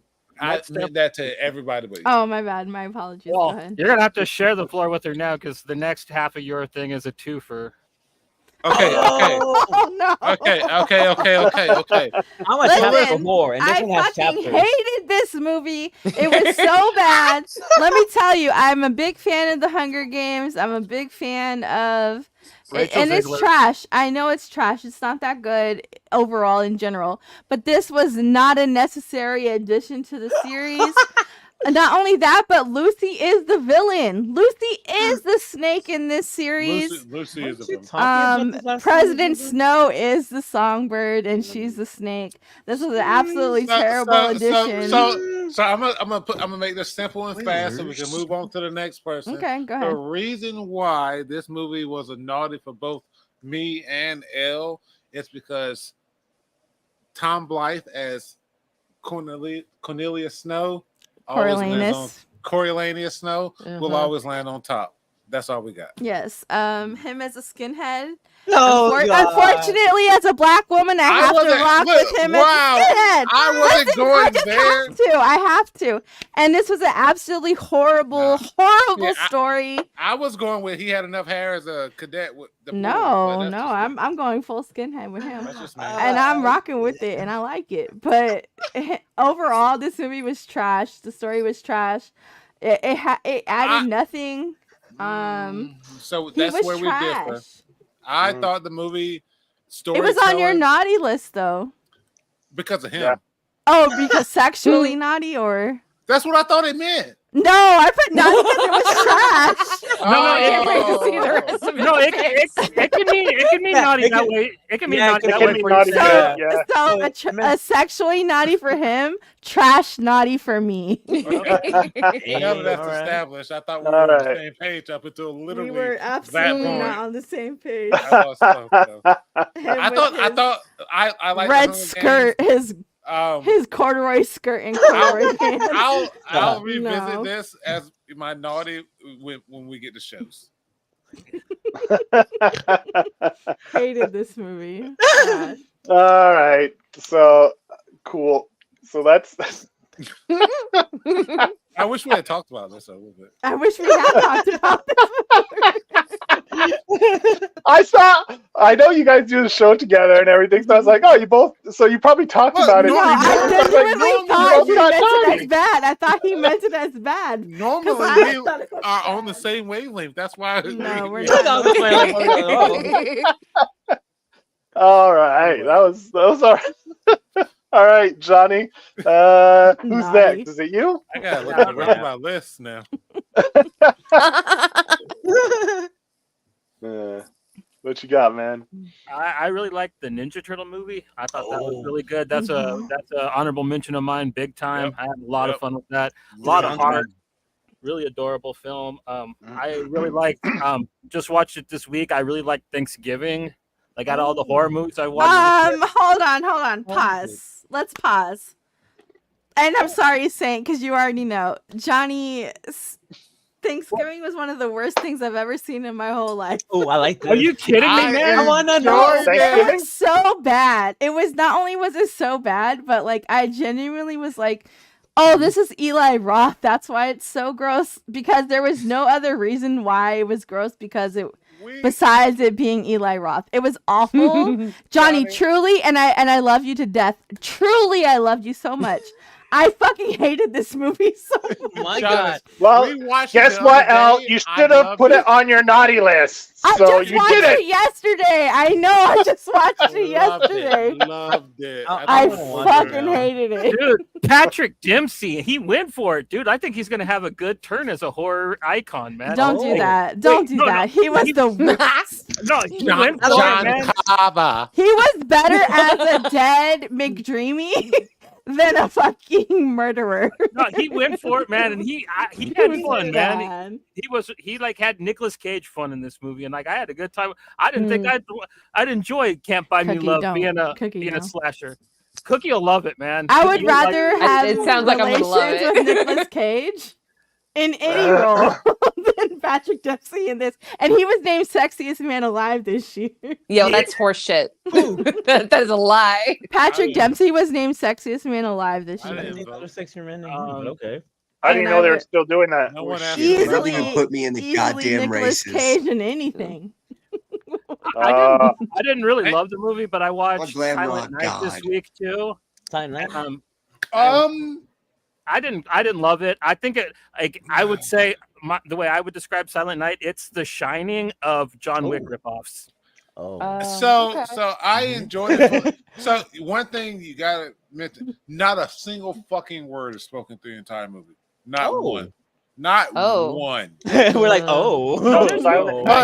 but like he said, it's a John Wick movie with a random dude or whatever. But I mean, I thought if as gory as I expected it to be, it was and shooter. Yeah. I like the action. I thought a lot of it was really good. The one thing is like how serious they tried to take the film and like that serious like edgy tone he wanted through the whole film Yeah. just made it really funny, made it really hard for me to take it as fucking serious as John Woo wanted me to. And then like when he's just cruising around in his car, it was the height of cheesiness. So like I Yeah. in some parts, but like I would give Silent Night a watch, but like I told my fiance, I said, she said, I said, you ever seen a John Woo movie? She was like, no. I said, he's the guy that invented like bullet time. Like you jump out of the way and the bullets fucking going and shit like that. So you're gonna see a lot of fucking gory fucking bullet scenes and fucking shit and a lot like that. And that's exactly what we saw. Kinda, yeah. I mean, it's the best out of his like American films. Like I'd put this over like Face Off and all that crap he did in the late '90s, man. Like you're gonna watch He did Face Off? Did he do Broken Arrow by any chance? Yeah, he did Broken Arrow. Oh, he did. Yes. I mean, that's a good movie. I know it's Broken Arrow. What? Oh, you need to watch it. But my top pick for the year, and I kind of only went with this because I didn't want to go with Puss in Boots again, but like okay, all right, okay, hold on. Really? Whoa, hold on. Literally the Before only anybody says person it, I've seen who has given this a good review. No, you're not. I'm watching it right now, and I understand that's like a Seven Samurai kind of thing. I like that. I do like that. I didn't expect it to be a Seven Samurai retelling, man. Like I was a little okay. So let me tell my husband that because I literally shit on it because of all the reviews. Literally 45 minutes ago. Shit. Hey, dude. But I'm an old school Snyder fan. This is the type of movie I wanted to see him make since Sucker Punch. I don't care about his Superman crap. Oh, I never have. love Sucker Punch. Is one of my favorite movies of all time. And my favorite people. Then you'll probably like this movie. Okay. Yeah, watch it. Don't care about the reviews. I'm gonna get shit on for this. I'm gonna get shit on for this. I like this Watchmen. Fuck everybody. Oh, I fucking love Watchmen. I love that Watchmen. I like Watchmen too. I just don't care for his. I actually liked the Justice League movie, but I did not care for BVS or Man of Steel. Yeah, really. I don't care about that. Okay, well, you know what? You guys can stop talking because I love Ben Affleck. So anytime Ben Affleck is in a movie, I'm gonna ride for it. And you can call me a racist. Reindeer Games? A cut. Shit was fucking awesome. It's not Phantoms, but it's fucking a racist cut. Phantoms was I fucking love mad. Ben Affleck. But watch it. Watch it. I liked Rebel Moon. I haven't really liked too much movies this year. Like it's been a pretty It's iffy been a year. weird year, yeah, for sure. Yeah. Like I mean, a lot of stuff that I've liked, I haven't really loved, and then some stuff that I was really looking forward to turned out to be really bad, like Extraction Part 2 and stuff like that. So like it was really up and down, and I thought that Rebel Moon came out and it was pretty much kind of what I wanted. I would have liked it to have been a more original story instead of him just doing kind of Seven Samurai again. But but it's really cool if you like Zack Snyder. Like it's a fun film, and I kind of put it on my list before I even watched it. So I see, because I was like, didn't that come out last night? Yeah, I literally watched today. I watched Johnny. I watched it at like 3 a.m. I was like, let me watch it because I watched it. Me too. I said, Elle, you heard Johnny. You watch Rebel Moon? She said, don't fucking watch it. Everybody said it's trash. Watch it. Fuck you if you watch it. Fuck your kids if you watch I didn't it. say all that, but But also funny. Johnny. It's good. I've got one quick question. Just give me a 10-second answer. What did you think about Godzilla -1? You were oddly quiet when I was talking about it. I hadn't seen it. I haven't seen it yet, dude. No wonder, because like It's only in theaters, and I have a compromised immune system, man. I ain't going out. I'm sorry. We thought I compromised immune. I thought you were going to see it. Yeah, like I would have loved to, man. It didn't really play at the theater in my town. I'd have to go to the city for it. And okay. We're just wondering because we're like, No, I feel that. I was under the assumption you had seen it. I really want to, man. And Want to know. Huh. Yeah. we will get it to you. I don't know how, but we will Oh, screen yeah. it for you. Oh, no. We will get it to you. Inquiring minds want to know. Who said inquiring minds wants to know? Because I want to know who the fucking Mike Warnke of this fucking group is. I'll make my obscure 90s satanic panic references and you can all fuck off. No. So are people bashing on Rebel Moon? I haven't heard anybody talk about it. everybody I've only hates heard it. bad reviews. Everybody, Johnny. It's because it's not crazy. Star Wars. That's why. And you know It's what's not wild? fucking Snake was Star telling me Wars. earlier, Fuck he was him. like, "Yeah, I haven't heard any bad reviews," and I was like, "That's wild because I'm not even on Twitter or nothing no more, but I've only seen bad reviews." Everyone was saying it's Well, it's like great. my whole timeline is just like Rebel Moon is trash, Aquaman is trash, blah blah. I'm like, all right. Oh well, Aquaman is trash. Mute. I don't like I that. saw like Jaimon Husan saying he's not getting paid enough. And oh, that sucks. He's half the reason I watch it. Like he's awesome. He's Well, who was he? He's Black Manta. You know he black. No, he plays General Cornelius in it. He's like one of the seven heroes. You know he one of the black. No, Jaimon Hansu. He's a I was telling insane. It's either he's like. I'd like to put it a different way. I don't think he's not. It's not that he's not getting paid enough. It's because everyone else is in Hollywood is getting paid too much. Well, that's all of black. Actors are paid way too much. Let's be honest. I mean, no, and it's true. It's a craft show. And you know, look Taraji was just saying. So why do they make 100 times more than the people that created the fucking characters they're playing? But Taraji just spoke on that where she was saying like about the Brad Pitt thing. If I get paid $10 million, get into it. That means I'm really getting paid $300,000 because I saw this after video where Oprah didn't want to stand next to her because they have to pay fucking taxes like everybody else. Cry me a fucking river. I mean, move on. Let's go. We're living. Juan, what's your movie, Juan? They're the ultra rich in America. My honorable mention is people complain about paying taxes. Fuck them. Honorable mention is gonna be Skinamarink. You remember that one? Skinamarink. Skinamarink. A Dinky Doo? Yeah, not that one. You Starbucks Crackers X. No. But my favorite movie is Puss in Boots. Yeah, it was good. Puss in Boots. I love Johnny approved. That's a Johnny approved pick right there. Yeah. My kids cried during yeah. Puss in Boots and had to come to me like, "Do you want to watch?" Because I said no. Why the fuck would I want to cry with y'all? It was great animation and a great story, and it had all the fairy tales in there. Crying. It was awesome. So that was my pick of the year. All right, that's it for me. And you know what? I love that for you because it's Shrek adjacent. Yeah, that's why I was like, we all live in the Shrek adjacent. Who's your favorite I give you a 1000% plus badge. Who's your favorite character, Juan? You a Perrito fan? Yeah, the Perrito dude. I fucking love him. He was optimistic to the butt. I loved him. You already knew it was him, but yeah, Perrito. I'm gonna watch it again tonight. That's what I do. Good pick, man. Two is this shit, man. Great film all around. All right, Cookie, you're up next. What you got? Yeah, what'd you get? Yeah. I don't remember my honorable mentions anymore. It's like I need to write this shit down. I think I still have it here. Oh, really? I haven't seen that one. Oh, yes. But this is my pick. I love this movie. It's foreign language, Spanish. Yeah. So you said no subtitles. Yeah, exactly. No fucking subtitles for me. Seriously.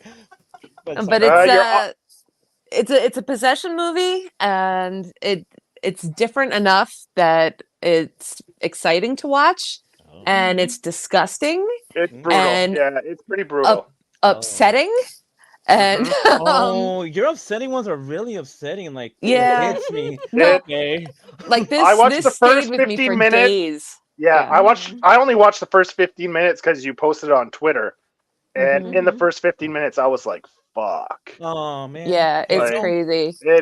Pretty much like the whole last half of the movie is just like, "Fuck them kids." Like it's wild. It gets crazy and upsetting, but it's good. I highly recommend. Goose, did you hear her accent? I heard it. What? Honorable mentions were Talk to Me and Dream Scenario. Of course, you had to Dream Scenario. Of course, I had to have a page on there. No, honestly, Dream Scenario probably would have taken it for me if, like, I felt the runtime. Like the middle was kind of a bit of a slog. Dragging. Yeah. Mm. But still a good movie. There we go. That I'm is calling- still. Mhm. I'm calling I'll Goose agree Turd with you. Ferguson from now on. Hey, Turd Fergus, Turd what are you doing up there? Ferguson? Turd Ferguson. Yeah, Turd Ferguson up there. All right, we got L up next. What do you got, L? What's on my list? 'Cause I don't We all need remember. refreshers here. L doesn't even remember. There's a lot I've been this drinking year. since 4 o'clock, so let's see what's Oh my god. bottoms. Oh, I haven't Yes! seen this one. Yes. The way when I watched this movie, I will say with Saint, if he's still alive, bottoms. When I say like people, I'm like, yo, this is my brand of comedy. Mhm. When I say like, if you don't get me, if you don't get this, bottoms is truly representative of my brand of comedy. It's so funny. It's so stupid. Yeah. Like murdering the whole football team just to get it's so fucking dumb, but it's so good. And Marshawn Lynch and just everybody involved, AO, just everybody. Such a fantastic movie if you haven't seen it. I'm not. It's ridiculous. It makes no sense, but it makes It's so all the good. sense. Yes. It just fantastic overall, and it really like there's a lot of times where there's like athletes that like give you nothing but athleticism, but Marshawn Lynch is truly a connoisseur of ridiculousness. Yes. And so he really adds a lot. The to this. standout character, Yes, absolutely. and you have to pause and look at everything, because there's the chalkboard you have to look at. There's so much you have to like pay attention to get like the full circumference of ridiculousness in Full this. ridiculousness. It's so fucking stupid, and I love it for that. And I think my like runner ups to this would be like Cobweb, which was such an original concept to me. When I saw it, I thought this was a fantastic horror movie. Fantastic. I've never seen nothing like this. It made me want to choke. It made me want to fucking take a shower. Oh. It was Nasty. itchy. It was itchy. Yeah. And then I'd say Talk to Me, as an other honorable mention. But for sure, bottoms, like, recommend 10 out of 10, 11 out of 10, 12 out of 10. Fantastic. A lot of horror this Nice. year, that's for sure. That's Mm, good. Yeah. sure, No, it's yeah, a good this year year. for horror. Yeah. And I wish there was In my more opinion. comedy, but there really wasn't, except for that like Jennifer Lawrence. Oh yeah, that movie. wasn't wrong. And, That was it funny. wasn't bad, but It wasn't. like, No, also it wasn't bad. Isaiah only watched it for how many times she popped her titties out and slapped them around. Oh man, that was fun. She fucking fuck. I was like, I she don't felt comfortable care. being Yeah, naked. And I was like, I fuck rewound it. on I my don't give a face. fuck. Good question. What movie It's is that? What was it called? Never. What was it No called? hard Isaiah? feelings. No hard. No hard feelings. No, no Yeah. hard feelings. Yeah. It's on Netflix now. Yeah. But there's Yeah. a whole She nude pulls her scene where titties she's out. fighting on the beach, butt naked. What a dick. Yeah, it was all right. It was good. Watch But it nice. for the plot. It's nice to see a Or watch comedy it for the pick. plot. Yeah, We have exactly. a good variety. I wish like, we had more of those this year. Yeah, Mm. we have a children's film. We had a comedy, a horror, a sci-fi, foreign. I mean, Oh yeah. nice mix of picks for movies. We're Uh, well So rounded here. I'm last up, and I was thinking of all the movies I watched and what I enjoyed the most, and I was actually pretty surprised with what I came to realize was my favorite movie of the year. Okay. Was Guardians of the Galaxy 3. Wow. No, that was such a Really? crybaby on that one. Kind of made me regain my faith in superhero movies a little bit. I haven't Oh. watched it. Like I'm so Me sick of neither. all these fucking films that are tied It to made these, me cry. I cried. these Oh. these extended universes, and they're Mhm. like, this movie was standalone. It had its own story and a very touching story, and I did cry in it. And I had very minor gripes about it, very minor negative notes on it, and I loved it, like from start to finish. I mean, great movie. And I'm a big critique. Like I'm very critical of runtimes, and this movie did not feel long. It's long as Never hell. felt like it. Yeah, Yeah. it never felt like it lagged or anything. Like, great movie. Like, and So I'm a can I stickler ask for you this runtime. genuinely? And I mean this like Yes. from the most safest place of my heart because I genuinely have always loved Vin Diesel. But Mhm. in light of recent allegations, and I don't believe them. I don't. I truly believe Vin Diesel. No, no, no, What? no, Goose. What? Listen, hear Don't me tell out. me. Hear me No, out. what Where happened? I I don't. literally I, no, no, no, Yo, because I Goose, I felt the literally same way, Look, I Goose. no, no, What? no, no, look. because I literally just Look, bought my hear me out. Hear sons me out. Hear me the out. Dom Off, and Brian off camera. minifigs. Off camera. I literally just bought my sons the Dom and Brian minifigs and cars, the Skyline and the Charger for Christmas because they fucking love the Fast and the Furious right now. They're 6 and 7. And I grew up loving Fast and Furious. The Fast and the Furious movie when I was 10 was like the first movie I saw in theaters alone for my birthday. So like I genuinely love it. I'm not even shitting on nobody. What's Yeah. that? But What? in And what's wrong with recent that? I don't know what happened. so I in don't Yeah. know either. in the last 2 You're days losing me. He got some accused of sexual he assault. got No. accused of sexual assault, Vin Diesel. Now Okay. all of his people have vehemently Right? denied Accused. That is correct. They're accused. accused. I don't Okay. necessarily believe it because there's no proof. Until I see proof, then I'll be like whatever. But like the way I was like, as soon as I saw it, I said, "Not Vin." No, Because man. he's Yeah. a fucking nerd. He's out here playing Dungeons and Dragons. But it was the way I saw the accusation and I said, you know what? And if I get canceled on my own platform, it is what it is. Because I just got my sons the minifigs from Lego. Oh. So you Same. won't believe it You know what? Hey, Minifigs. so what I'm happens? confused. What happens if it's true? You just walk up to him. What and happens if it's true? It's snap not. him? Then the minifigs are just racers. Okay. Then Yeah, Dom and there you go. then Dom, It's- Dom racers. There you go. But it's the way my sons are so into racing right now that they know who Dom is and they know that Brian is like, oh yeah, I know how Paul Walker died. He died in a car race because he was driving. My sons love Paul Walker. And There so you go. it's the way right now where I'm just like, you know what? I'm not gonna You know say what? nothing. They're kids. They don't need to know any of Exactly. They this don't need shit. to know about the Exactly. politics. They of love this. that No. toy. Let them Exactly. be kids and have Yeah. fucking No, fun with it. I mean, absolutely. I absolutely agree. I'm so sick of all this shit that you can't buy your kids a toy that they like because an adult did something that they have no concept of. But Buy it the doesn't even toys and let them doesn't play even with have it. to, it doesn't even have to happen. It could just be like, oh well, I'm a disgruntled, and all of his employees have been like, this is a disgruntled employee.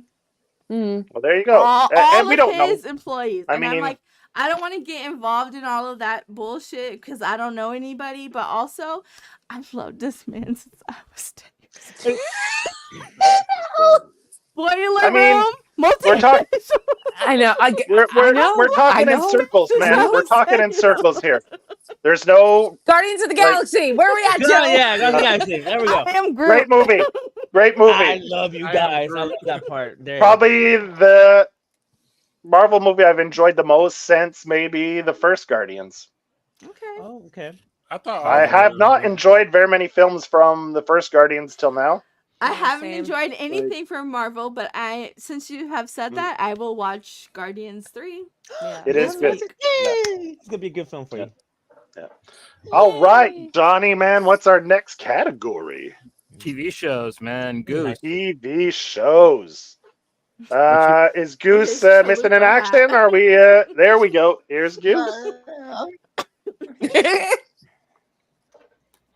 right. All What you got right. for us, Oh, partner? if we're talking about TV shows, as y'all know, I don't get the ability to watch a lot of TV because I live in the middle of bumfuck Egypt, and I still about right. cannot get Wi-Fi in our year's Lord of 2023. Which, side note, Terrence McKenna, the guy who like believes that humans evolved from monkeys eating mushrooms. He's great. Read up on him. That's not who we're talking about. But in 1999, he was able to get high-speed internet on a fucking island in Hawaii. I live on mainland, less than a mile from my city limits, and I can't get Wi-Fi. Not the point. The point is, I don't get to watch very many shows. The shows that I do get to watch, I have to reach out and actually watch them. And so this year, I don't have very many honorable mentions. In fact, I don't have any at all. I have one show, and that is Shorzy season 2. And Look, if you and you- Isaiah, I swear, you guys. Is that from the little They're Nicky? like the Is same person. Is that from Yeah. the little? Is that from Little Nicky? Wait. Yeah, so Where do you watch it? What do you watch it on? yes, sir. Hulu, right? Hulu.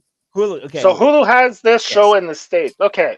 But So it's, look- Nice so- pick. I love Hulu- this show. It's a Hulu- good show. Yeah, it's from the creator from I'm Little telling Nicky, you what. right? No, Or- not Little Nicky. Letterkenny. Letterkenny. Yeah, that's the one. Oh my god. I forgot Letterkenny. about it's that. a spinoff of Letter. Check it out. Oh Yeah. shit! Yes. Okay. Yeah. Sorry. I'll tell you how much this show had such a big effect on me that me and Dakota hate sports. I say I hate sports. I don't care for sports. Me. I like But I like watching the World Cup, but me and Dakota are going to watch the minor league hockey team in the next town over on the Oh. 29th. But Shorzy, it has everything I love about comedy. If you like Letterkenny, It's good. Letterkenny is one of my Yeah. favorite shows. Shorzy branches off into one of my favorite characters, and the first season was absolutely incredible. Had a lot of heart. Never lose again, and the second season really like shot it out of the water. I am not from Canada, so I don't know what it's like to have like healthcare not tied to my job, Joe. But side note, but it really did like watching the show. Like it's set in Sudbury, which is outside of Ottawa, and I only know that because the artist on the book that I'm writing, we'll talk about this later, is from Ottawa. But they played for the Sudbury Blueberry Bulldogs. And How they're bad do you want a a panini? minor league hockey team. Hey, look, Oh, gotta God. But it's such a great show. I like it because I found it brought back that feeling and vibe from the earlier seasons of Letterkenny. Mhm. Right? I found Letterkenny's kind of, as I've watched it, my interest has waned, and then they came out with Shorzy, and I'm like, they recaptured that fucking magic that the first few seasons of Letterkenny had. Like Shorzy just took it, and it has that same see, magic as the I'm- early Letterkenny seasons. I'm on. Yeah. I love early Letterkenny, but I love all of Letterkenny. Me and Dakota have watched it on repeat for several years now. And up here releasing soon is going to be the very last season of Letterkenny. But they're planning on going on more with Shorzy and stuff like that. But Shorzy was one of my favorite characters from Letterkenny. But If you love trash talking, yeah, I'm in the first. if you season of love trash Letterkenny. talking, I mean, No. Shorzy will be right up your alley, right? Okay. Oh, it's fucking it- hilarious. nobody really loves is. trash talking more than me. But they're fast. Like mm. Letterkenny, they're fast. They're weird. I fucking love that. I was like, oh my god, this It's, fucking it's show. just like Goose said, like he's not into super sports. I don't like sports at all. My football team is because my dad liked that football team, so that's the football team that I like type shit. What But football Shorzy team? was Wait, what, it's the Cowboys. what football Dallas team? Cowboys. Dallas Cowboys. Oh, God, you I'm- sicken me. Listen. Doesn't matter. Keep going. Keep going. The point Keep going. of being Don't talk best about it. friends Don't is talk we about don't it. always Keep going. get along. No. The point of is we can call you out on your bullshit. So anyway, I come from. It doesn't matter. It's We'll a- talk about this off air. it's a really fucking great show. Like the hockey, like you think it's a hockey show. It has fucking nothing to do with hockey. It's about the fucking the team. It's about them getting rallying up the But town where does behind this take place regionally? Give yourself a tug, Canada. tit fucker. Who? Canada. Ontario. I don't like Ontario, Canada, Canada. so I'll say fuck Canada, and it is what it is. Jesus. You not know about No NAFTA? shade, no shade, You Joey. ignorant ass. Look, no shade. It's just I But- know a lot of but- shit people. You know from what? You know Canada. what? You know what? Settle down. Settle down. Last bit I'll say, Shorzy Mhm. season 2 surpassed all expectations. The first season Yeah. was absolutely incredible. Shorzy was one of my favorite characters. Okay. My dad is not a fan of Shorzy. His favorite character is the Skids. Even though he's a cop, he's weird. I don't know. He created me. That's how The it guy goes. that cop? danced out, the guy that Your danced outside dad's the a police store. officer? It makes It's so still much sense ACAB, now. baby. What's good? What's One, good? two, hey, Your 1, 2, 1, dad's 3. favorite characters are the guys that sniff fucking glue and dance outside the store. Bro, Say, it's stop. He rips, said nose beers ACAB. all day. He Yeah, said ACAB. no, Nothing matters. that surprised the shit out of me. When I was talking to my dad, I was like, "No, Dad, my favorite character is Shorzy." My dad was like, "I don't Mhm. like Shorzy at all. I like the Skids." And then when I told my dad that Shorzy was getting his own show, my dad was like, "It's gonna suck. I'm not gonna watch it." And then after the first season, my dad watched the whole first season a day and just Mhm. sent me a text message that said, "Never lose again." And I was like, "You're Never goddamn right, lose bud. again. Goddamn right, We'll bud." never You know lose what? again. Your dad Awesome. is the G But look, for real. Mhm. love my dad. Good stuff, Still man. ACAB. It's still Good ACAB, stuff, but I man. like your dad.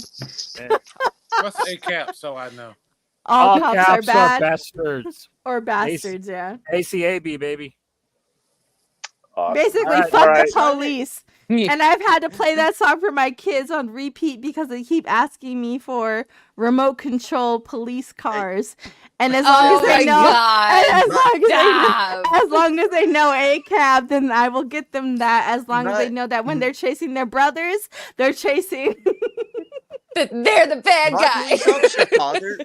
My police officer father introduced me to NWA. I was 7 years old Yes, listening to "Fuck the thank Police" you. right next to the police. Fuck the police. And that's how I introduced it to my kids. A couple weeks ago, my sons were in the car and they were like, "Oh, I hear a police car." And I say, "Hey, listen to this police car." And I say, "Hey Siri, play Fuck the Police." That's, And hey, my husband's my- like, "Why would my- you play that for them?" And I said, "Fuck my- them." my son is about to turn 4 years old, and if you ask my son right now, what do you say to the police? And my son Mhm. says, "Come back with a warrant." Yep, you have to. Listen, In that you have cadence and to. tone. All right. Okay. First Yeah. Amendment auditors. It's Saint's turn. Saint, what? Saint's turn. Yeah. Thank you, Johnny. Oh, I'm sorry. This is for First show, Amendment right? auditors over here, guys. My pick show was Bodies, the show Bodies Mhm. on Netflix. I had never heard of the comic. Went back and read Sounds the comic. very pro police to me. I went back and read the comic and was super impressed with the show after reading the comic. It's basically about a bunch of detectives who investigate the same body through time. The same body shows up in the same spot. Will you shout out the comic? Oh. It's called Bodies. Yeah, he did. Same Yeah. name? Oh, okay. Yeah, Yeah. same name. Really good. Not to spoil it for you, it's literally about the detectives in 4 different timelines, investigating the same body, landing in the same spot in the same part of Earth or whatever in London, and them investigating why it is. It's really good, and it's trade is out now, and then the Netflix show is 8 episodes. Fucking fantastic. Really, really, really good. The comic really cool because it's got like 4 different artists for the different time periods. It's really neat. It is That's really fun. Yes, and on the really good. on the show, the way that they split up the autopsies is really cool because they split it up amongst the time periods. So it's like modern versus Yeah. archaic. So when they cut into the heads, it's like, oh, it's gonna be cool. Then it's like, no, ew, it's the 1800s. I don't want to see this. And Goose, the story just like you think it's going one way, and then you realize what's happening, and it just blows your fucking mind. It's really, really, really well written. Talk to your man. Well, Yeah.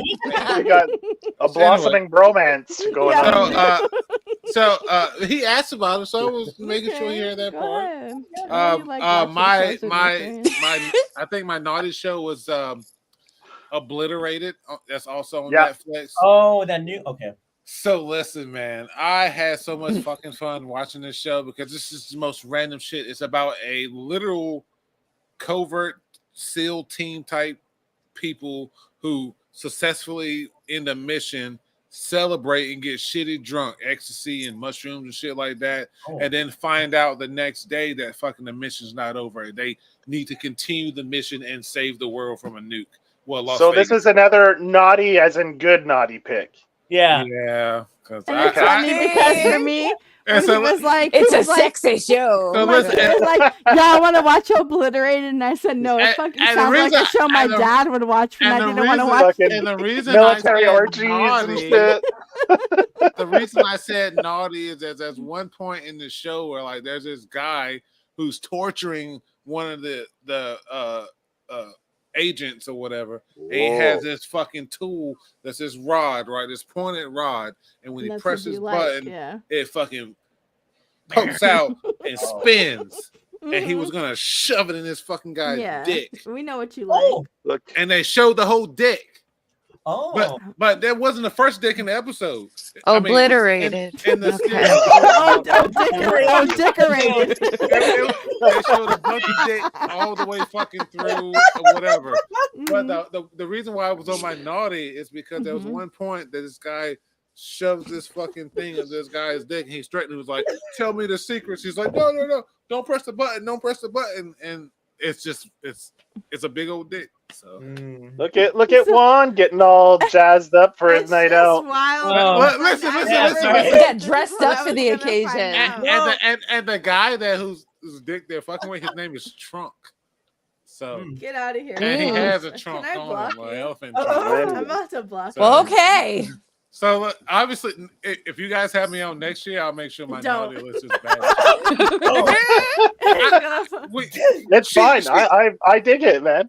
She said naughty and nice, no context. And I really didn't tell him any context, but I also didn't think this is the route you were gonna go. So, yeah. Do I have any more? All right. No, I don't think so. I'm good.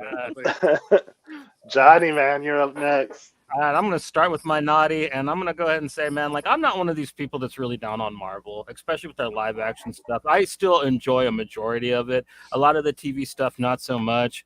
But this year, like, they finally put out something that really, really hurt my feelings, man. Oh. Sorry. Secret Invasion, man. Kill it with fire.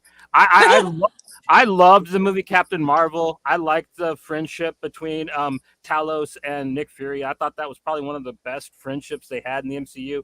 And just to see how they trashed it and just used it as in this garbage show was just, and the way they treated some of like the old school characters that kind of helped build the franchise in this movie, in this show, was just so terrible. And then on top of that, the bad guy was just so bland. He was like Drake.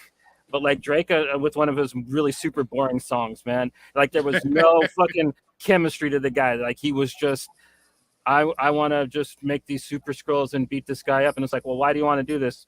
I don't know. I used to be friends. Like the show was garbage, man. Like did anybody else watch Secret Invasion? No. I trusted y'all honestly, and y'all said it was really bad. So I was like, Yeah. I was really hyped for it too, because like they were like trying to say like it was going to be Marvel's Andor, and I'm like, I could get jiggy with that. I loved Andor. I thought Andor was probably the best Star Wars they put out in a long time. It doesn't have a Mandalorian in it at least, and yeah. So, but my good show, man, like kind of got into this recently, and like I like the second season, but not as much as the first season. But I'm really okay. loving Reacher. really? That's been on my teeter. Like, should I watch that? It looks Yeah, really me too. good. That's been on my Yeah. But now, Johnny, did you ever watch Blue Mountain State? I don't think so. Okay, look, here's the problem. He was in a show called Blue Mountain State. It's got 3 seasons. Denise Richards is in 2 of them. Super hot. Well, Anyways, Denise Richards is also football, right? perpetually Yes, unstable these days. I know this It's guy. Denise I know this Richards. guy. I watch I know this Wild guy Things. from Titans. And he was good as Hawk, and I liked him in that. I like this show. I think that it's got really, really fun mysteries in it. I like some good noir. I think the show like delivers some kind of really cool hometown like fucked up stories told with through a stranger's eye. Like he's just like this big doofus that kind of happens on these terrible situations and helps these towns and these people get through them. And I like it. I think that the actor Alan Richardson like really plays the character well, because like I said, like he's almost got like a menacing look to him because of how big he is, and like so like the fact that like he is such a genuinely like good character, good, you know, moral person in the show. It's kind of fun to watch, especially with how ambiguous he is in other facets of his life. He's an interesting character. I like the character Jack Reacher. I tried the midget movies with that little midget guy. They were not terrible for his films, but the two Tom Cruise Reacher movies. Took me a second, yeah. Oh, Tom Cruise. What? I was like, what? I agree because my husband is very. You start throwing out discerning. midget, He's but if not you're talking like about me Tom at all. Cruise, like, yeah, we can He say whatever we want loves about this the Scientology Reacher fuck. TV show. He loves the Reacher TV show. Okay. Yeah, Oh, he Dakota loves said the he's a Reacher tiny TV little show. manlet. And he loves like the lore behind that, but the movies he could care less about. But he loves the TV show. And I love the promo they did for this series where they were like, this is Jack Reacher's back. And it was literally his back. It was so funny, and I really liked that. They were playing on their own, like, yeah, people are watching this for facetious reasons. Like, they were just horny. Yeah. Let's be real. You Watch can the first season. It was decent, yeah. It's on Freevee for free if you don't want to pay for Prime. And you know what? yeah. Fuck Freebie, Wow. because Freebie really be trying you, because it's like, what do I pay for you for? Nope. No, No, I'm gonna slander no them freebie, because no why Tubi am I slander. paying? No. No, Because Oh, we love the Tubi. We love Tubi. fans here. because I pay money for these motherfuckers just for them to give it out for free. And you know what? I'm gonna need you to all close your legs. That sounds very sexist. That sounds. And very I'm gonna saying, be why buy the sexist. cow when you get Close milk your for fucking free? legs, because I'm is who paying you too. are. I'm Why buy paying the too cow much when you get the milk money for free? for you to give it. I'm paying too much money for you to fucking give it away for free, and I stand by that. This So is stop gone paying. very opposite sexist. No, Goose, listen. I absolutely agree with you, but also I'm So not how a about feminist to that Joe? extent. Just I'm a don't listen to her. feminist to an extent it benefits me. She says that shit, but then That she's sounds also about right. she's also the I'm one only a feminist watching to the where it other benefits me. So, Tubi, you know what? Fuck you until it owes me. Pay me, and then we can talk about it. All right. All right, Go ahead. Juan, do you want to do man. your Juan, your turn. do you want to do your naughty or your nice first, buddy? I will go with my naughty one. All right. Okay. Naughty good. He Yeah. says Skinamax. No. Naughty good. Naughty good, where naughty is also the character's really fucked up. What she did. It's called Swarm.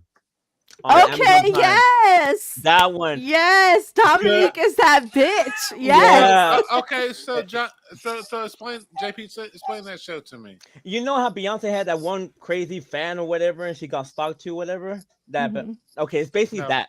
It's her. It's yeah. It's the Bayhive, but it's the Beehive. Yeah, But the imagine Beehive. it, but imagine It's it, a stalker. Who she stalked? Her favorite artist. which is like Beehive adjacent. Yeah, like Beyonce. But that's all I'm gonna say. Just watch it. It's crazy though. Mhm. So- And so- also, Chloe's the one getting Chloe a Bailey cheek gets her cheeks clapped in this. Cheeks clap. I just Oh, said yes. that. First yeah. episode. First Yeah, episode. yeah, She yeah. gets them cheeks clapped hard. Yeah, I saw. That's the only thing I know about Swarm is that. Yeah. Chloe Okay. Well, gives let her your cheeks fiance clapped. know. And then for my nice one, I picked the Big Door Prize. Okay, go. Because that one The big. ain't- Oh, I thought Yeah. it was a metaphor. No, I know. I no. thought it was leading into something. I was like, "Whoa, what's it gonna be?" It's on Apple TV. It's basically a machine comes to town and gives them like Oh, Their Joe. Hold potential. on, JP. that booty. Let's Got let's that see what booty. that booty hole talking about. It's so white. Putting prey to shame. It's so white. Like a Christmas. Anyways, Balloon house, man. it's like, anyways, but a big machine comes to town and like- it gives them like their potential, and that's how the whole town just goes to disarray. But it's a good mystery. So that's all I'm gonna say. Okay. I'll check it out. I'm done. All right. Cookie. Refresh me. Oh shit! I forgot about Yes! this. Yes. This was so good. Yes. Mhm. I loved this show. I wouldn't say that it's my favorite Flanagan Oh, okay. series. Top 3. My top Top three. 3. Top It would 3. be Bly Manor, Hill House. Yes. Blind Manor. On the first one. No, Blind I would Manor? say Hill House and then Chris. go ahead. No, I'll Bly let you Manor, go. Hill House, Usher. You will be the first to say Blind Manor because everybody did I love not- that show Yeah, so right. Blind much. Manor it has so much better N- story. I That's why feel I'm saying- Hill House. Mass? How is Midnight Mass? Midnight not on your Mass is in goddamn the top list? 3. Midnight Mass It is in the should top be, but 3.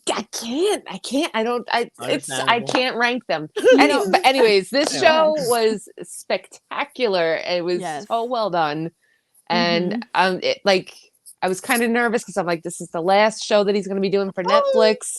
I don't know. The way I But was went out with rewinding a from the bang. first episode, I was like, hold on, I'm missing something. Yeah. Secret ghost.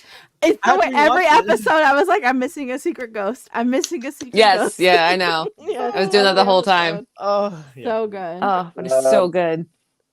Honorable I loved mentions it. were Succession, The Bear, Uh-huh. and Dragula. Yes. And you know what, Joe? I don't want to hear it. Succession, absolutely. Oh, Absolutely. I got. Well, you'll be very disappointed then. You know what? I'm already disappointed. I swear to God. Oh, he's gonna Is fight. that in your naughty? He's gonna fight. Well, if we get there, we'll find out.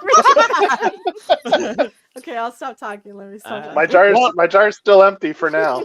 Ellen, you can't stop talking. It's literally your turn. Do you want to do your naughty or your Oh, nice? go ahead. Go ahead. What's my pick? Do you want to go with your naughty or your nice?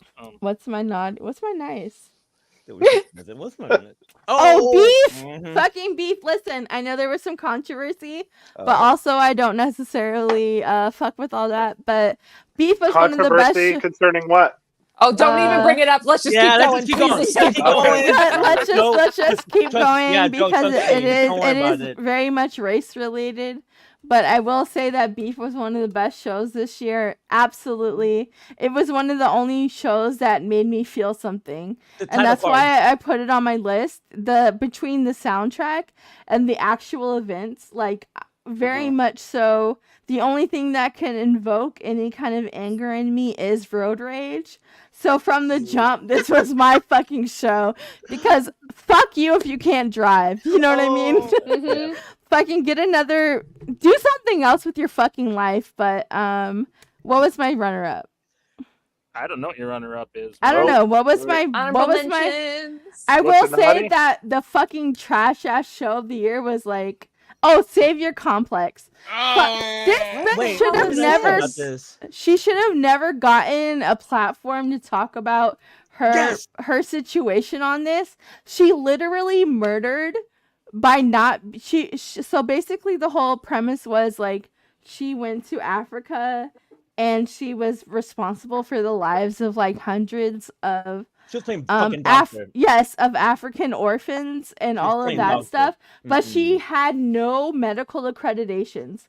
And fucking HBO did a show on her, and I felt like they should not have given her a chance to give her chance at all. Her side of the story. Yeah. They should not have at all because she literally was responsible for the those deaths kids. deaths of Yeah. hundreds of children because she had no medical training.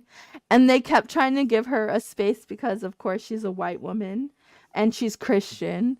And they kept trying to give her this space and I'm just like, absolutely not. Like, you absolutely are responsible for the deaths of all these children because you had no medical bearing on any of this. Like, you don't know what the fuck you're talking You're not about. qualified at all. She wasn't. She was like literally doing blood transfusions and stuff, and she had no medical training. She literally was just like a fucking Christian American. So she went to like go do good and wound up killing people, basically. Yeah. Because she's an idiot. Not basically. Absolutely, that's what. Oh, she she did. she killed people. Great. She killed hundreds of children.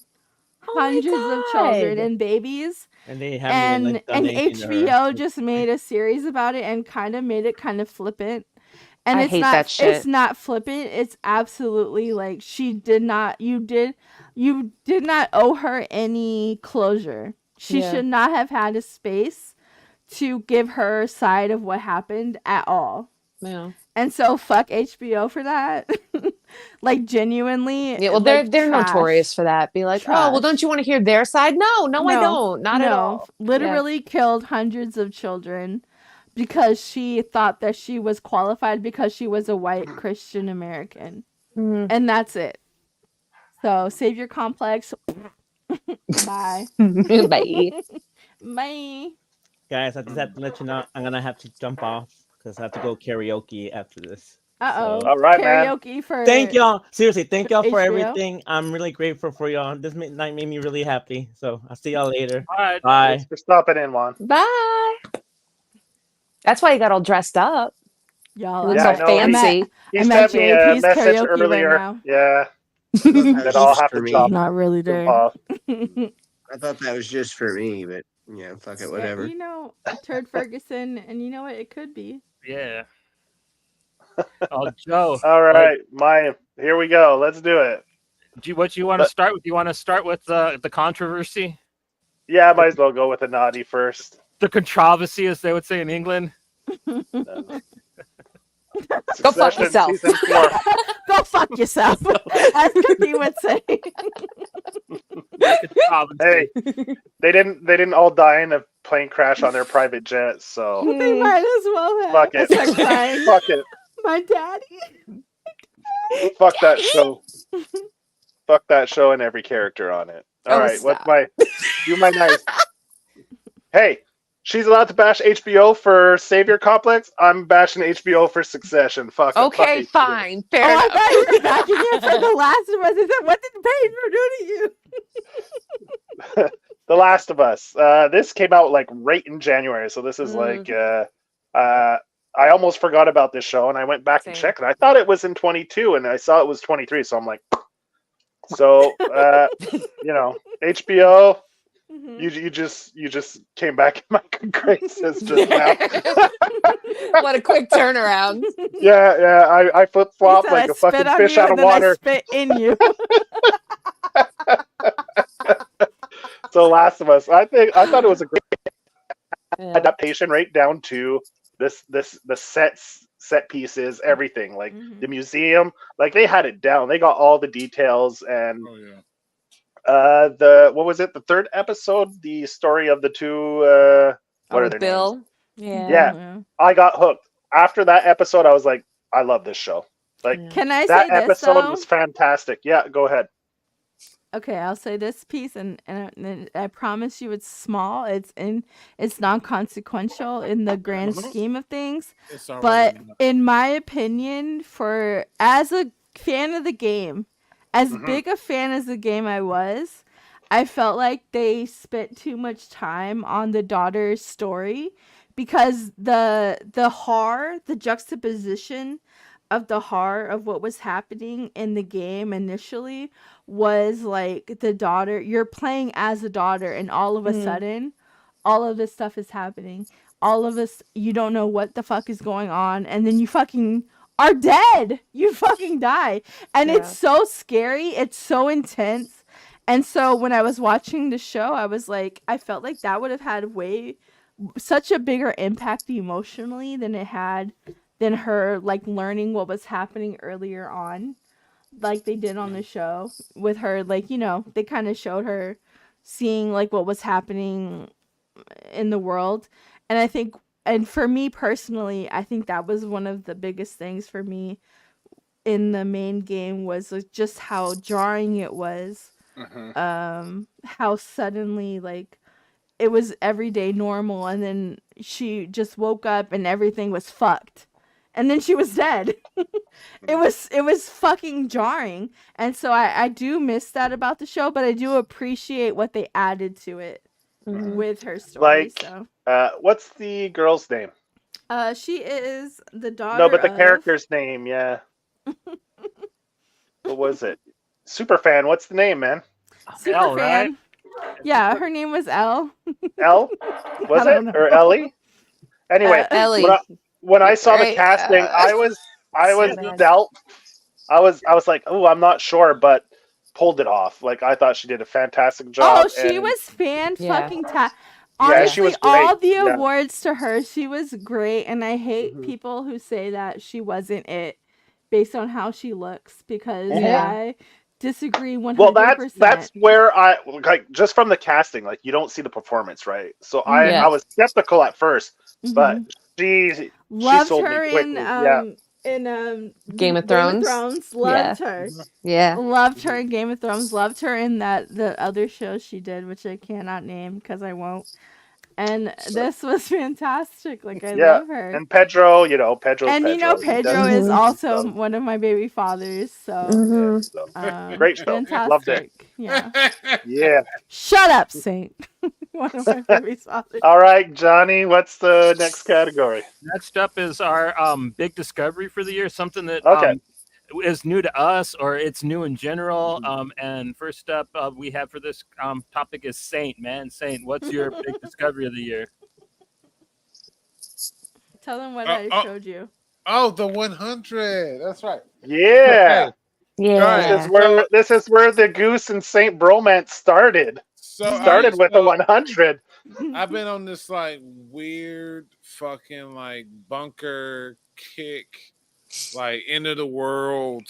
He likes women not having an option. Oh my god! Mm. Me and Elle, we played Sons of the Forest a couple months ago, and the premise of that game is like there's some bunkers on the ground, and I've always thought like, man, I really wish that you can explore because certain parts of the bunker go into caves and shit like that. So anyway, a couple of years ago, 2019, 20, I had fucking nothing. 1920.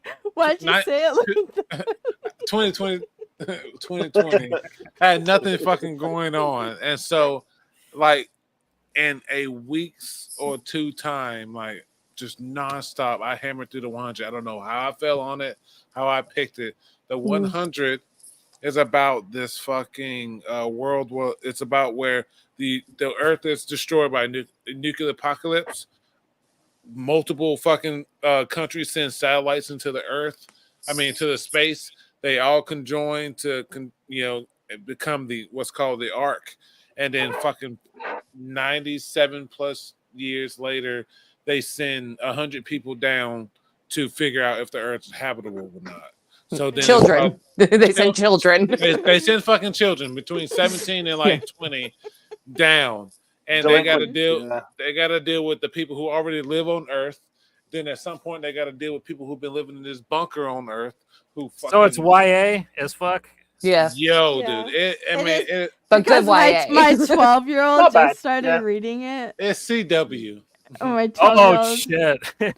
But no, Johnny, it isn't as bad as it's actually pretty solid. Watchable. Okay, Joe. Okay. Johnny, let's be real. It's passable, but also my 12-year-old thinks it's great. Fun fact. The showrunner for the show, I don't know what, I'm just to tell you the timeline. He contacted the author of the book before it was even published.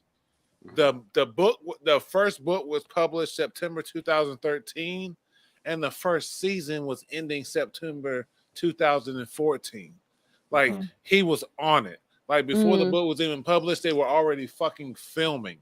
And so he worked with the author and had a creative, they it's so fucking good. Yeah. What do you got there, Goose? Don't yell at us. It's his comic of the year. And you did a great job. You did a short episode on Here We Connect. And if people want to hear, like, you go in a lot more into depth. So if people are interested, they can go check out your episode on Here We Connect, where you talk about the 100. It was a solid episode. I will block him. I will say this. Or block him on in Saints. I'm siding with Saint on this. This was 2016. I came across the 100 in its second season. I was dating somebody, and like we came across it. We sat around and watched the first. After we saw the first episode of the second season, we watched the first two seasons in like a day and a half, and I actually have all of them on DVD. Well, I say all of them. I've got the first 3 seasons on DVD, but it's not just me that's co-signing with Saint on this, but my mother-in-law has watched Oh, all, I think, 7 damn. seasons like 3 Now times now. you putting some pressure on it. Now I'm telling you, look, I It there is splinters I out. put the 100. Yeah, it does. It does a great job. I put the 100 in the same category that I put oh fuck, what was that? USA or TNT show, The Last Ship. If you haven't seen The Last Oh, Ship, snap. 5 It's up there with the last ship. seasons. Wow. Okay. It's good. The Michael All right. Bay show. Yeah, that was If good. look, The Last Ship was the Fast and Furious of TV shows. If you liked it, Johnny, perfect. You would like the 100. It is why it is. Hey, look, The Last Ship was just 5 seasons of brainless, decent show.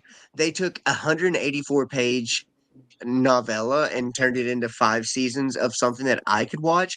And I'm so critical of fucking TV shows. That's why I'm down with Saint on this one. The 100, one of the TV shows that is rewatchable and pretty fucking solid. This is my third So I'm with rewatch. Saint on this one. The 100 is the way to go. Wait. Dakota, what's your mom think about the 100? Well, I'm not putting her on camera. Dakota said she loved it. This There is you my go. third rewatch. Like I said, I started rewatching again because I've been on this whole fucking bunker thing with, the Forest and the 100 and Saint, I'm watching a show called Ascension and shit like that. What's up? Kiss. have you made it to the 4th season? I've seen it all the way through, so I know what happens right now. Yeah, your old lady. Your old lady. Yeah. Yeah, so she just got to Lexa just died, and they pulled the flame out, so she's dead. Yeah. Well, what I was gonna say was, with Johnny and Joe, we did an episode on Island albums and stuff like that, and my Island album was Violent Femme's self-titled album. The 4th season opening episode.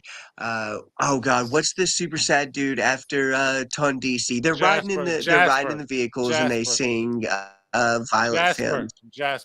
Jasper's hella sad, and he's like he's all sad, and he's in the car or whatever, and they're out doing their stuff after Tondisi explodes or whatever. No, he's and sad they because sing Violent Femmes, and Clark killed his girlfriend. Oh, girl died. Yeah. And they're in the car and he's all sad and they start singing Kiss Off. And like he's all sad and then he's like, yeah, Violent Femmes are fucking kick ass. And like it first episode of the 4th season, they sing Violent Femmes, and like I was already in love with the show before that. That's one of my Desert Island albums, and so the show connected with me on that. So Saint's right. It's a really solid show. Just them dealing with being in space to living on Earth to realizing that, hey, we're not the only ones on Earth. We have to share this with someone, and they're not willing to share it with us. It's just it's all over the place. Survival and Can teen we drama. agree that Tondisi is the most ridiculous name for post-apocalyptic Washington, D.C. I've ever heard? It's literally because I saw a sign that had letters missing. It was fucking ridiculous. Tondisi. It was some tribal shit in the first 2 seasons.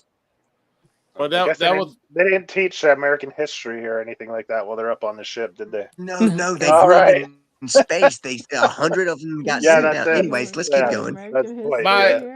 My honorable mention is going to be a show that I just finished the other day. It's called Ascension.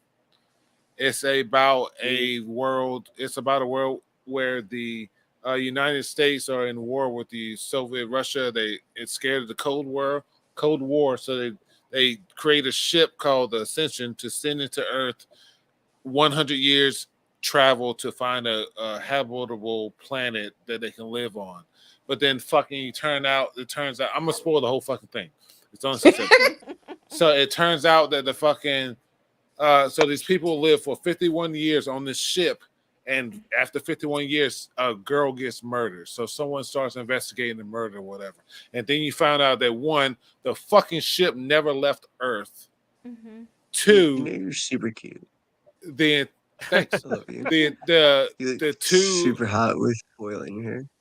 Oh, thank you. I I've appreciate that. muted and Yeah, you muted, but it doesn't matter. So the ship never left fucking Earth, and that wait, am I still on air? Yeah. I love it when a bitch goes missing. All right. are you not talking?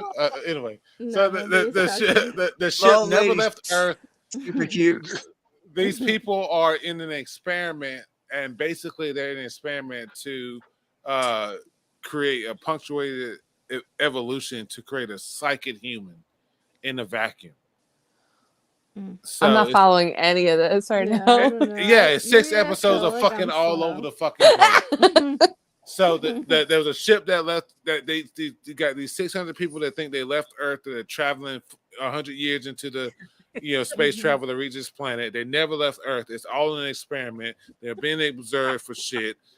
And then someone gets murdered because she's figuring out what's fucking going on. Another dude gets fucking figured out what's going on. He gets ejected from the ship, but he actually gets drugged because he's in a secret black site facility that has him drooling and shit. He escapes from that with the help of a lesbian Monkey? agent. Not a monkey. Come on, Who now. who Please, finds don't out be racial. that the No, it's in space. Don't they send monkeys to space and shit? Maybe it was But- that but- monkey this they is sent to the moon. This sounds like a Belko experiment a guy sci-fi from the ship version. escaped with a agent who's helping with a conspirator. Like, oh, the government is escaping these people. The government is kidnapping these people, and she brings the guy to this girl, and the girl's like, oh, I never told you where he worked in the stockyards, and then the girl shoots her in the fucking head, and because she's in on the experiment, because this whole conspiracy website is set up to draw people in that get too close, and when they get too close, they get shot in the face. Well, And that's That's it. you know what? And then you know what? And you know how it ends? You know how How? it fucking How? ends? How? They all die. The one little girl who becomes a telepath that can stop shit and whatever. She teleports one of the fucking dudes to a planet.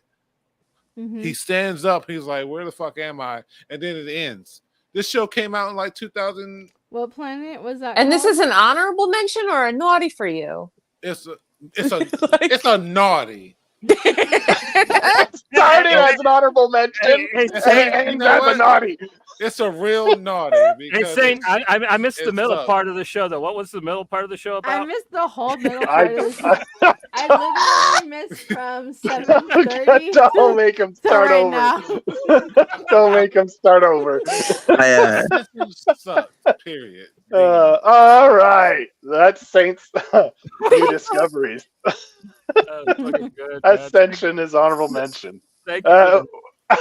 Uh, You're so man. cute, by the way. Thanks. I appreciate all those compliments, Goose. You're not welcome.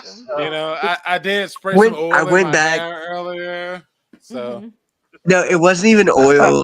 It wasn't even oil. I went back.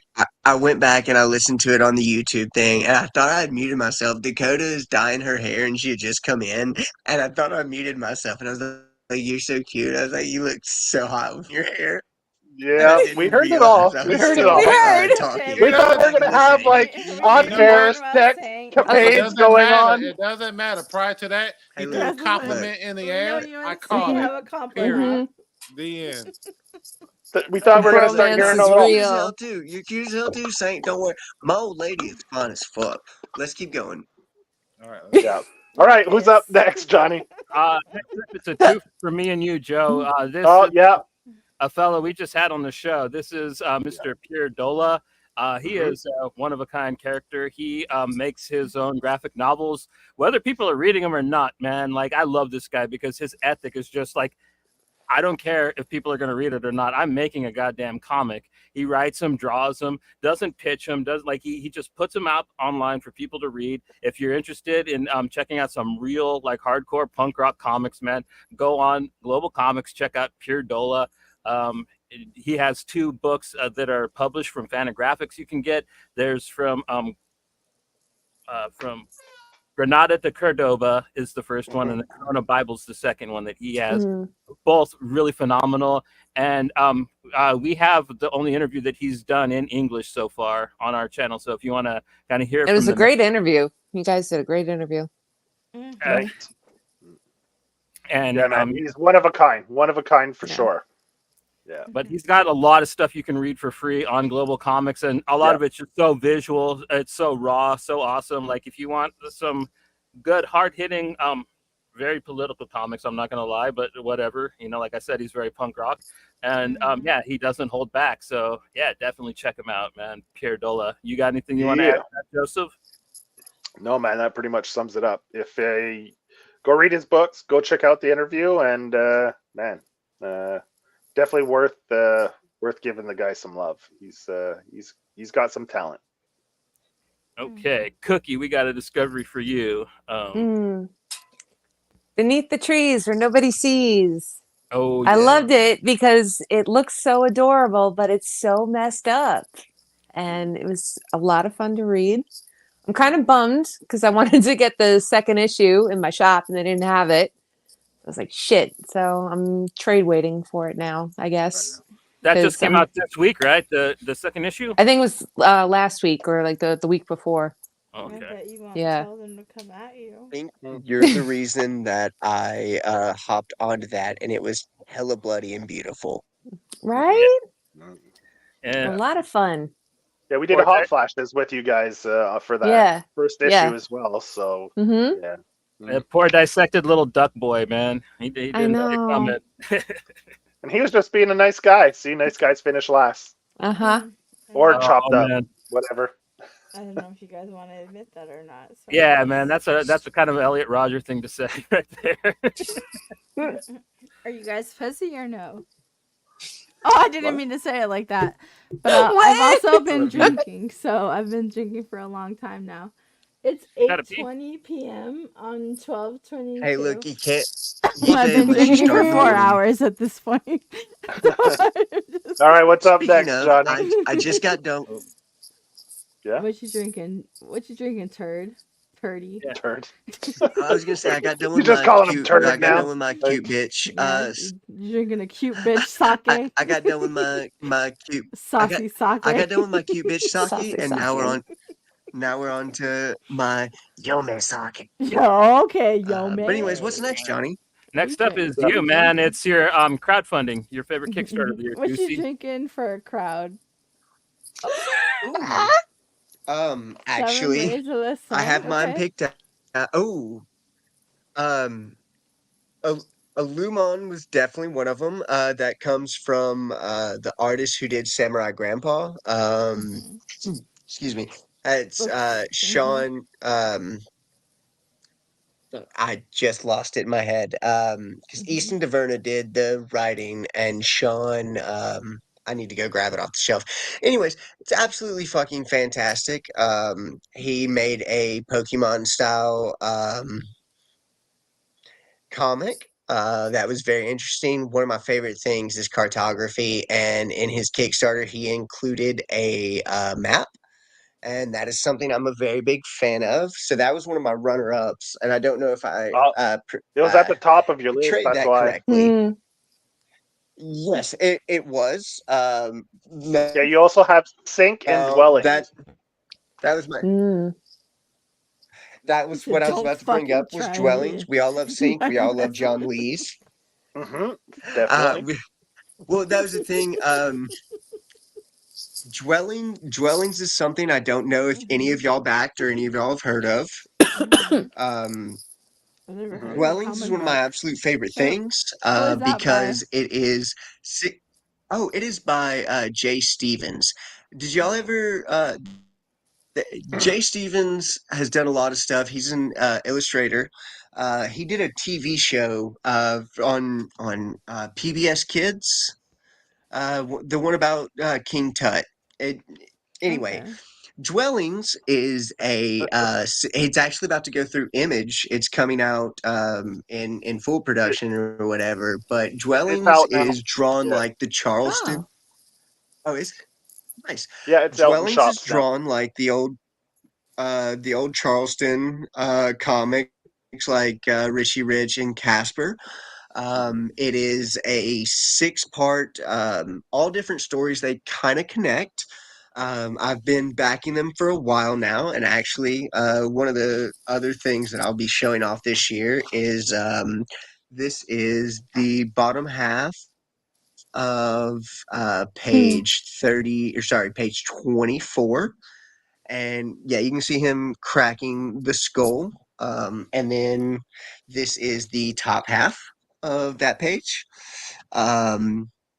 which I've gotten to buying original art this year. That was so I backed him. He started off on Kickstarter and he moved all of his crowdfunding to Fundraiser, spelled Yeah. RZR, like the old Motorola. Yeah. And I've followed it since the first issue, and it is one of my absolute favorites. That's why on his last one, he did a drawing for one of the original pages. You could pay to get one of them, and they did the drawing, which I added in extra credits to because I added a little bit more to my pledge. But I ended up winning some of the original art, so that's what y'all got to see. But it is adorable and super cute, and the stories themselves are kind of horrifying, and they will get underneath your skin. So if you haven't checked it out, Joe did say it is in comic shops. I haven't. Yeah. I didn't put it on my pool list because I have all the originals. They From the also Kickstarter. I don't Yeah. have Mm. I don't have them with me, but every single one of them came with 3 to 9 postcards, depending on what level you backed. And all the postcards were like the cute Charleston drawings of stuff like Hereditary and Poltergeist and It. And all of them are That's super fun. cute. I'll take pictures of them and send them to y'all. They're absolutely adorable. Like I said, I've backed it. I've backed it for the past 2 years. I'm glad to see that's coming out in comic shops because, like I said, you can see, and I'll show these one last time. You can see from um, the photos, it's got a very cute, like I said, the Charleston art style, like Richie Rich, stuff like that. But they are terrifying stories. They really get underneath your skin, and the very cute art style adds to the creepiness of it. And so, like I said, I'm glad that to see that it's coming out, that everyone can get it. And if it's not on your pool list, it goddamn better be. Because if it ends up on the highlight of my list, it's definitely something I would recommend to everybody, especially if you like horror and you like to see fucked up shit, because nothing is better than super fucked up shit set up like an old Richie Rich comic. It's like watching a bank heist with What a Wonderful World by Louis Armstrong playing. It's Yeah. incredible. But I mean, And I digress. it's great how it follows up with Cookie's Pick because it's kind of the same idea. You have like this Mm. subject matter that does it, like the contrast between the art style and the subject matter is Yeah. The innocence of the art and then the insanity of the Eh, subject matter. Yeah. From Exactly. where Yeah. the book oh god, it's got the long Beneath name. the The one we were just trees. talking about. Yeah, Beneath the trees where exactly. nobody For which sees. I It's kind of have to call you out it's because I low-key thought you were well, gonna go with Somna. And I recently read Somna and I said, oh, this is just some horny.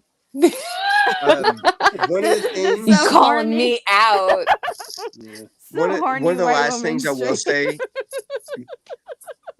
one of the last things I will say about the books, Mhm. and I don't know if they will be in the physical releases through stores, is they had the ads in them.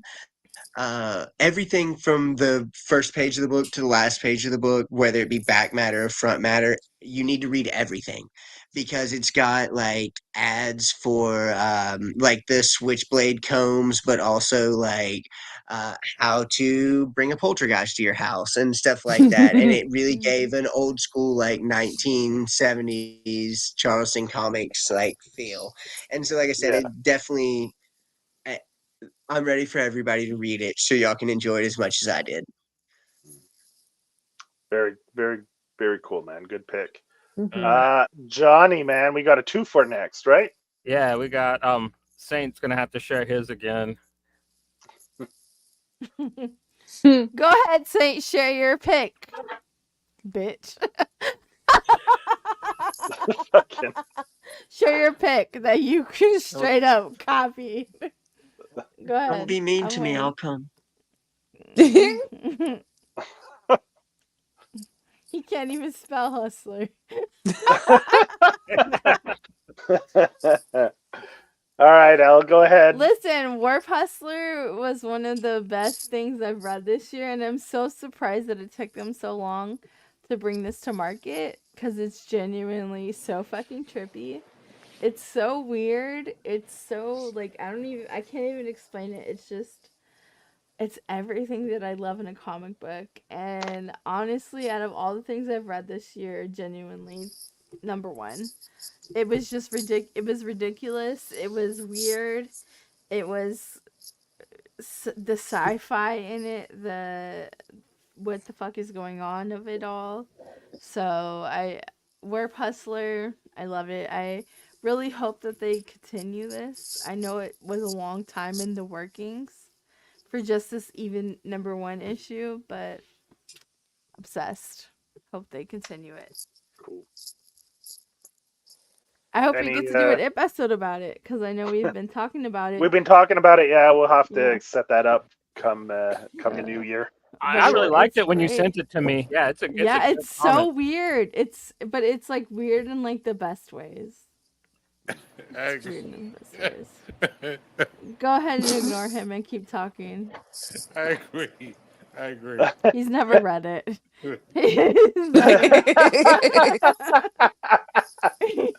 All right, then. What's already is. He's never read it. But it's what's up next, Johnny? Next up, I got my crowdfunding. I'm gonna go with Yes. Day Black Reparations Yep. by our buddy Keith Cross. Man, I just love his artwork. It is just so innovative and gorgeous. I love his style. Got that neat graffiti meets tattoo look to his artwork. Just really, really cool. I remember the first time I saw his artwork, it blew me away. And yeah, I really was interested in this new issue. It's the most I've ever spent on a Kickstarter, man. I dropped $100 on this one. Got the blood Ooh. box. I'm actually getting a $100. t-shirt. Bloodbox, yeah. I'm kind of a cheap screw when it comes to my Kickstarters, man. Oh, Like, I'm a super cheap. That's why I said $100. like it actually means something that I was willing to drop a bill on this, man. Because usually I'm like, here's $15. Go ahead and give me the regular issue, please. That's fine with me. Yeah. Look at Elle. It's like, oh, $100. Yeah, she spent $100 on an ice cream man that she never got. Oh, you know what? And also, listen, On air. Mr. Nolan, fuck you. And also, if we're going there, Wait, like if we're Christopher going Nolan there, or Graham Well, Nolan? it was No, just this a is a callback. whole You don't have to different go Nolan. back there. Because when you do a callback, you don't have to revisit the thing. People we're- that were listening know what I'm talking They about, so you don't know have to go back to it. but also I need people to hear me because this motherfucker still does live shows where he does like, oh no, don't watch this or else I'm gonna zap my nipples. He does like weird ass videos. Oh, like the that. degradation stuff. Yes, he That's does adorable. degradation, and Well, it's he was just supposed really to- upsetting because it's like, bitch, all I asked was for You're- my comic cover. He's supposed to send you a comic. He's the artist Yeah. or something. No, instead, he's there zapping nipples on the internet. He was a comic book company owner, and Oh, John, sure. what's his name? John Jacob Jingleheimer Smith. John Giant. My name's too. He had a coffee. He had a cover through him. Shut up! I've been drinking. He had a cover through him. Really? Box, I don't know. No, I've never drank in whole my box. life. He had not even a whole box yet, not yet. But he had a whole copy. He had a whole cover through him. And then what happened was he just didn't have the money. And John Jank was like, "Hey, I don't know what the fuck happened either. I made this cover and I don't know what happened." And then Dean Norton, who you all know as Dean, Went on to bat for Twitter, you. he fucking okay. harassed this Yeah, yeah. motherfucker to the point where he deleted Al doesn't accounts. understand how callbacks work, so Yes. she's kind of I love re-explaining the callback yes. to everyone. Yeah, Just so you I know. know. He went Okay, I back missed and You You brought up all first need to part. know. yeah, so basically I lost out on hundreds of dollars because I did pay for this Ice Cream Man And cover. Elle has a GoFundMe wait. running right now And I to have a reimburse her for the money she Yes. lost on her Ice Yeah. Cream Man. And And it, she's hoping I to don't- make thousands more than what she spent. and if I I- make more, I'll spend it on not Ice Cream Man. I'll spend it I on don't get bills. I don't get to show this off often. hmm I don't get to show this off often, but I have something that a lot of Ice Cream Man fans would love to have, and that is this right here. I don't know if y'all know Hardcover? what this is. The original Oh, it is a hardcover. hardcover, but it's a very special hardcover. It's the Super one of special. 500 New York City Comic Con hardcovers of the first volume. I actually got this for $25 that I won in a raffle, and I don't get to tell many people about it because they don't care because I live in the middle of nowhere. So, hey, y'all, I've got this book and I don't have anybody to tell about it. Please listen, Goose. Please listen that when I tell people about the Ice Cream Man stuff that I have, they're like, "What?" And I'm like, "You don't understand. It's I special. have this exclusive that He's a nobody roach. else has." He's a roach. I understand. If Ice Cream Man was as good as the fans say it is, it would be called Sync. That's what I know. And you know what? All right. But What's next? next up, I'm gonna ape you, Joe. Like one of my honorable mentions is Joe's pick for crowdfunding of the year, and I actually got my copy yesterday. I was able to read it. Joe Yeah, I hasn't saw done that. his yet. Joe still hasn't got his yet, but yeah. Hey, baby. This and Apocalypse, man. James Edward Clark. The Yeah, homeboy. this- Yeah. Yeah, Fucking this is a cunt. I James love it. great almost comment. Clark. You guys know the guy from. I What? know Edward what James you're talking Olmos. about. Stand and Edward deliver. James- Why can't I reach these kids? Stop it. All I right. got drunk once and told the owner of a Buffalo Wild Wings he looked like Edgar James Olmos, and then he asked me to leave the Buffalo Wild Wings. So yeah, that's my pick for crowdfund. We've had him on the show. Mm-hmm. He uses the C word. What was it? 53 Comic times in the book. That's Yeah. So Fun yeah, is the word. yeah. How So dare yeah, you it's a use fun book. comic? It's a really fun book. I think you can, Loved if it. you go find James Edward Clark on Instagram, he has copies for sale. So if you're interested, you can hit him up and get. He'll send you a copy, and he does commissions for a very reasonable price. So if you want commissions as well, $50. Yeah, he includes books with his commissions and stuff like that. So oh, nice. yeah, It's cool too. yeah. All right. Next up, we're getting deeper into comic books, and we're getting closer to the end. Yes, people, we only have 3 more topics to go, so maybe we could speed around this one a little bit. But we're doing artists, Goosey. Like, who you got, man? Oh, you already know who my top one is. Speaking of original comic art, I can sum my artist, writer, and book of the year up. This is page, I think, 15 of issue 3 of 20th Century Men, which we will be talking about a little bit later on. You can also see right there. That is the page following it. Stephen Morin is one of the coolest people that I know. I've gotten to talk with him extensively since his book came out. He's a Croatian artist, and he does all of his stuff. Like I said, it's all hand done, and he does these big, beautiful, oversized pages where he works in a lot of gray tones. And just talking with him and seeing his art and reading 20th Century Men. Like he cemented himself for me. I feel the same way about 20th Century Men that I felt about Mountainhead, and Johnny and Joe know exactly how much I mean by that. So yeah, Stephen Moran drew the absolute fuck out of 20th Century Men, and honorable mention was GWJ for Do a Powerbomb.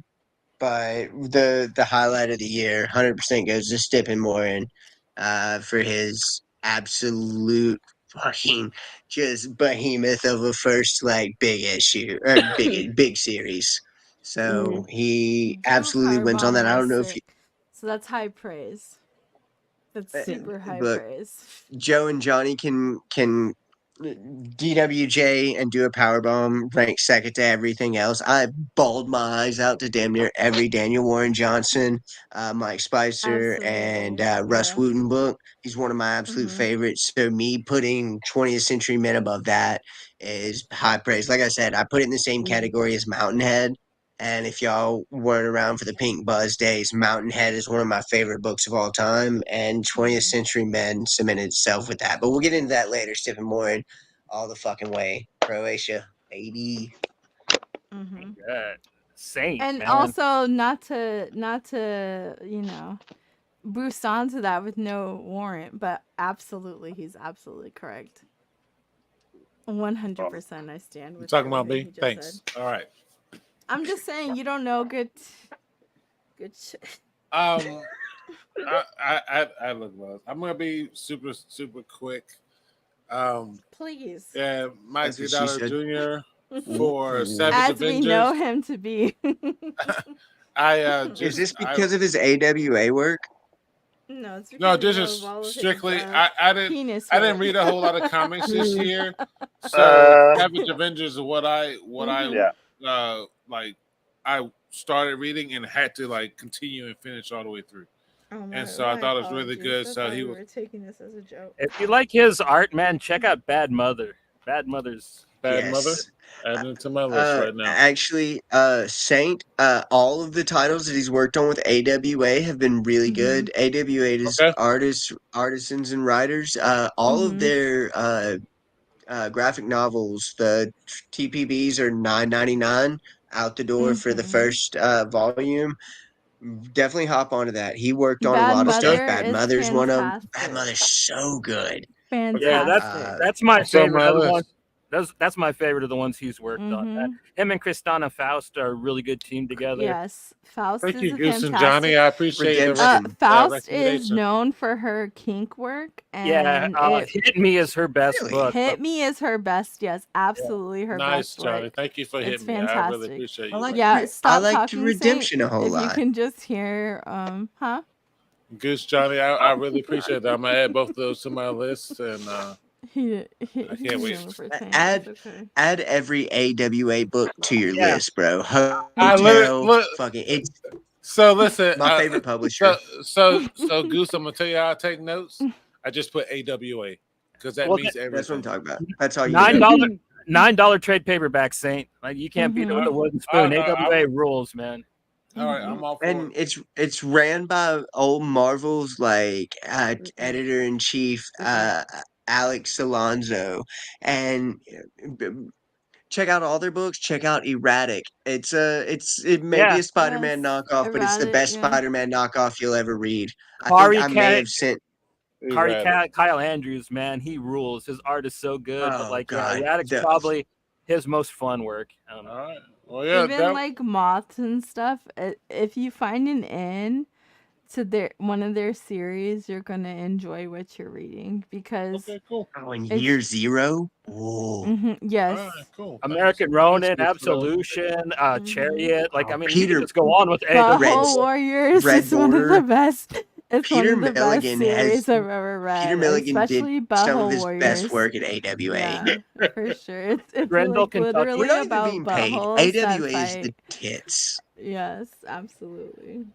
Double D weapons grade titties, bro. That's AWA. Yeah, double And spread. It doesn't. All right, let's Inches don't continue. count when Let's you count. continue on, or otherwise you'll keep going. Fucking cannons.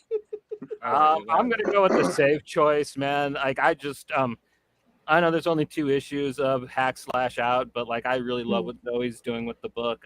I think that she's goated, and I love the way that she can draw her characters in different time periods, but like cuts them up. Like I love the way she'll have the panels where like you're looking at Cassie Hack, but you see her as a little girl, and you see her as the person standing there. I love the way she like dissects her characters like that. Just really fun art. Plus, I absolutely love the character Vlad, and I think she probably has the most fun I've seen anybody have drawing Vlad. Like I can tell she has a blast working with that character. So yes, I love the way that she can illustrate, and we can separate her from her art. And so goddamn talented. Fuck, she's so talented. Her art is so dope. I love how you can separate her art from who she is as a person. Because trash, but also I love her art. Her art is so dope. But you guys already know how I feel about that, so let's go on to the next. All right, who's next? Cookie. Tula Lute. So I love her style. Yeah.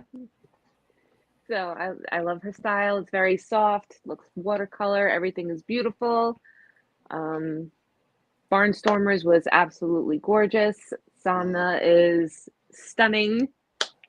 Made for horny white women. Lovely. Listen, because I wasn't going to say that, but I just recently got Samna on Distillery Digital. Because it was at 99 cents. And please know that I bought all the copies I thought that would resell for higher value later on. Because that's how they're angling it. Like, oh, buy this specific copy and it might sell for much later on. And so I absolutely bought all the copies I thought would sell later for more, because I don't want to spend my own money on later copies of stuff. And so the real question is, will you actually sell them though? I will, absolutely, because I read Samna, no shade to Cookie, and I said, oh, okay, so when can I sell this? I bought the not safe for work copy, and I did buy the copy that came if you bought a different digital copy of a Distillery book. I think I forgot who was the cover artist. If you Jay Lee did the cover. The one with the goat. Well, there was a copy if you bought the digital copy of Devil's Cut or Gone. And that's the book where they interchange, right? They both write and draw in that one. And you know what? I don't have nothing against it. Cookie, genuinely, I have nothing against it. I thought it was cute. I thought it was like, okay, well, this is super horny for white women. But I genuinely was like, I'm going down a path. But this pick isn't about the book. It's about the artist, who was Tula. Oh, well, it was cool. It was Tula. Yeah, there you go. She's awesome. Tula. And it was Becky. Genuinely, I love each of their arts. I do like their art styles. I just thought the story for me was like, oh, okay.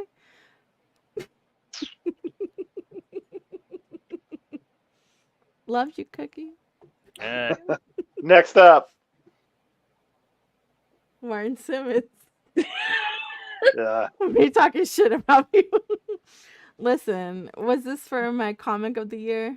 No, it was the artist. Because Swan Songs and etc.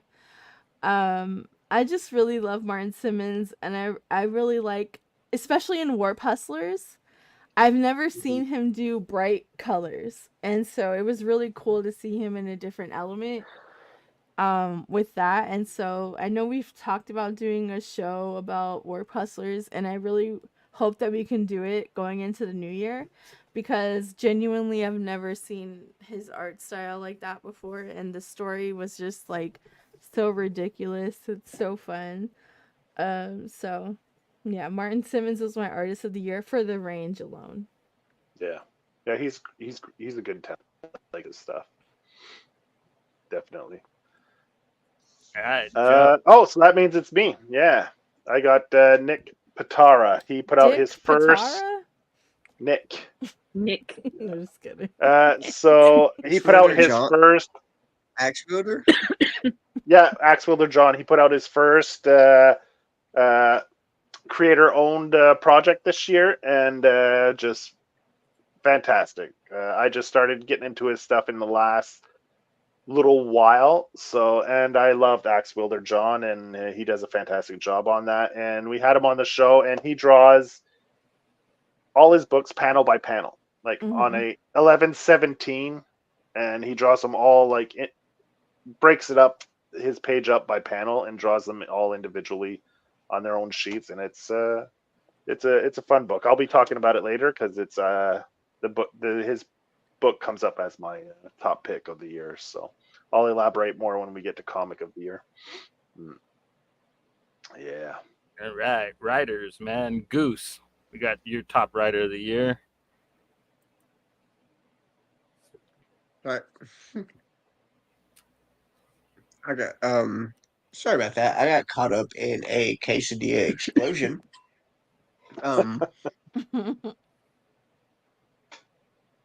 My favorite writer of the year reflects my favorite artist of the year. Dennis Camp, the writer of surprise, surprise, 20th Century Men. He also did some work for Valiant on Bloodshot Unleashed, which I don't think got finished. I need to go back and check on that. He also did Agent of World, and he did some work for DC, if I'm not mistaken. But I don't believe that his Bloodshot got finished. Which, to reflect back to Joe, which also I did not know that he was on the show. Nick Pitara, one of my favorite series that got shut off halfway through was Joe Layman and Nick Pitara's Leviathan from 2018. We got 3 issues out of 5, and Nick Pitara had gotten sick and couldn't finish it out. But I was so invested in the story that I bugged John Layman for like 4 years until he was finally like, you know what, the story's not happening. Here's how it ends. And I was like, thank you. But no, Dennis Camp, 20th Century Men was one of my favorite books of the year, but not just of the year, but of probably the past 10 years. If you got the chance to read it, good on you. It's fucking incredible. From the first, when I put it on the same like level as Mountain Head, from the first pages that I saw on Twitter, I knew this book was gonna be something special. And then when I finally got the chance to like crack it open, I've read it probably 5 times this year, and I keep on finding new things and new things and new things. Dennis Camp wrote one of, in 10 years they'll be talking about this book still, and that is how much faith I have in it. It's absolutely fucking fantastic. That series is wrapped up, right? The trade's out now. Yes, which Or that also first arc? it's only going to be one, but we got 256 pages of a single arc. So it's basically 2 full arcs popped into one. I think each issue is around 50 pages. Okay. Okay, cool. 50 to 60 pages per issue. It I'll get it. We'll talk about the book later. Dennis Camp wrote Yeah. one fucking hell of a book. He worked on Agent of World. He worked on Bloodshot Unleashed. But He when had a I pretty big really year. like, he did, and it's 20th Century Men that propelled that. Like, it is one of the greatest comics that I've read. It's probably in my top 10 the same way that Godzilla -1 wrecked my top 10 films. 20th Century Men wrecked my top 10 comics. It shot itself up to, if I'm not mistaken, 6 or 7, like on all time. Cool. Which is wild because, like, Godzilla +2 is in my top 4. Get the fuck out. All right, next, Johnny. What's next? And we got Saints writer. So yeah, Jay Martin. Jay Martin was my writer for it was Lost Boy. Again, I've been on this whole just like post-apocalyptic, surviving in a world without technology type shit bunkers. It's about this little boy who, survives a car crash and then goes on to, have to fend for himself in the wilderness. And I just thought it was really good because I read it right along the time that I was, I think right when I was starting the 100, I just finished this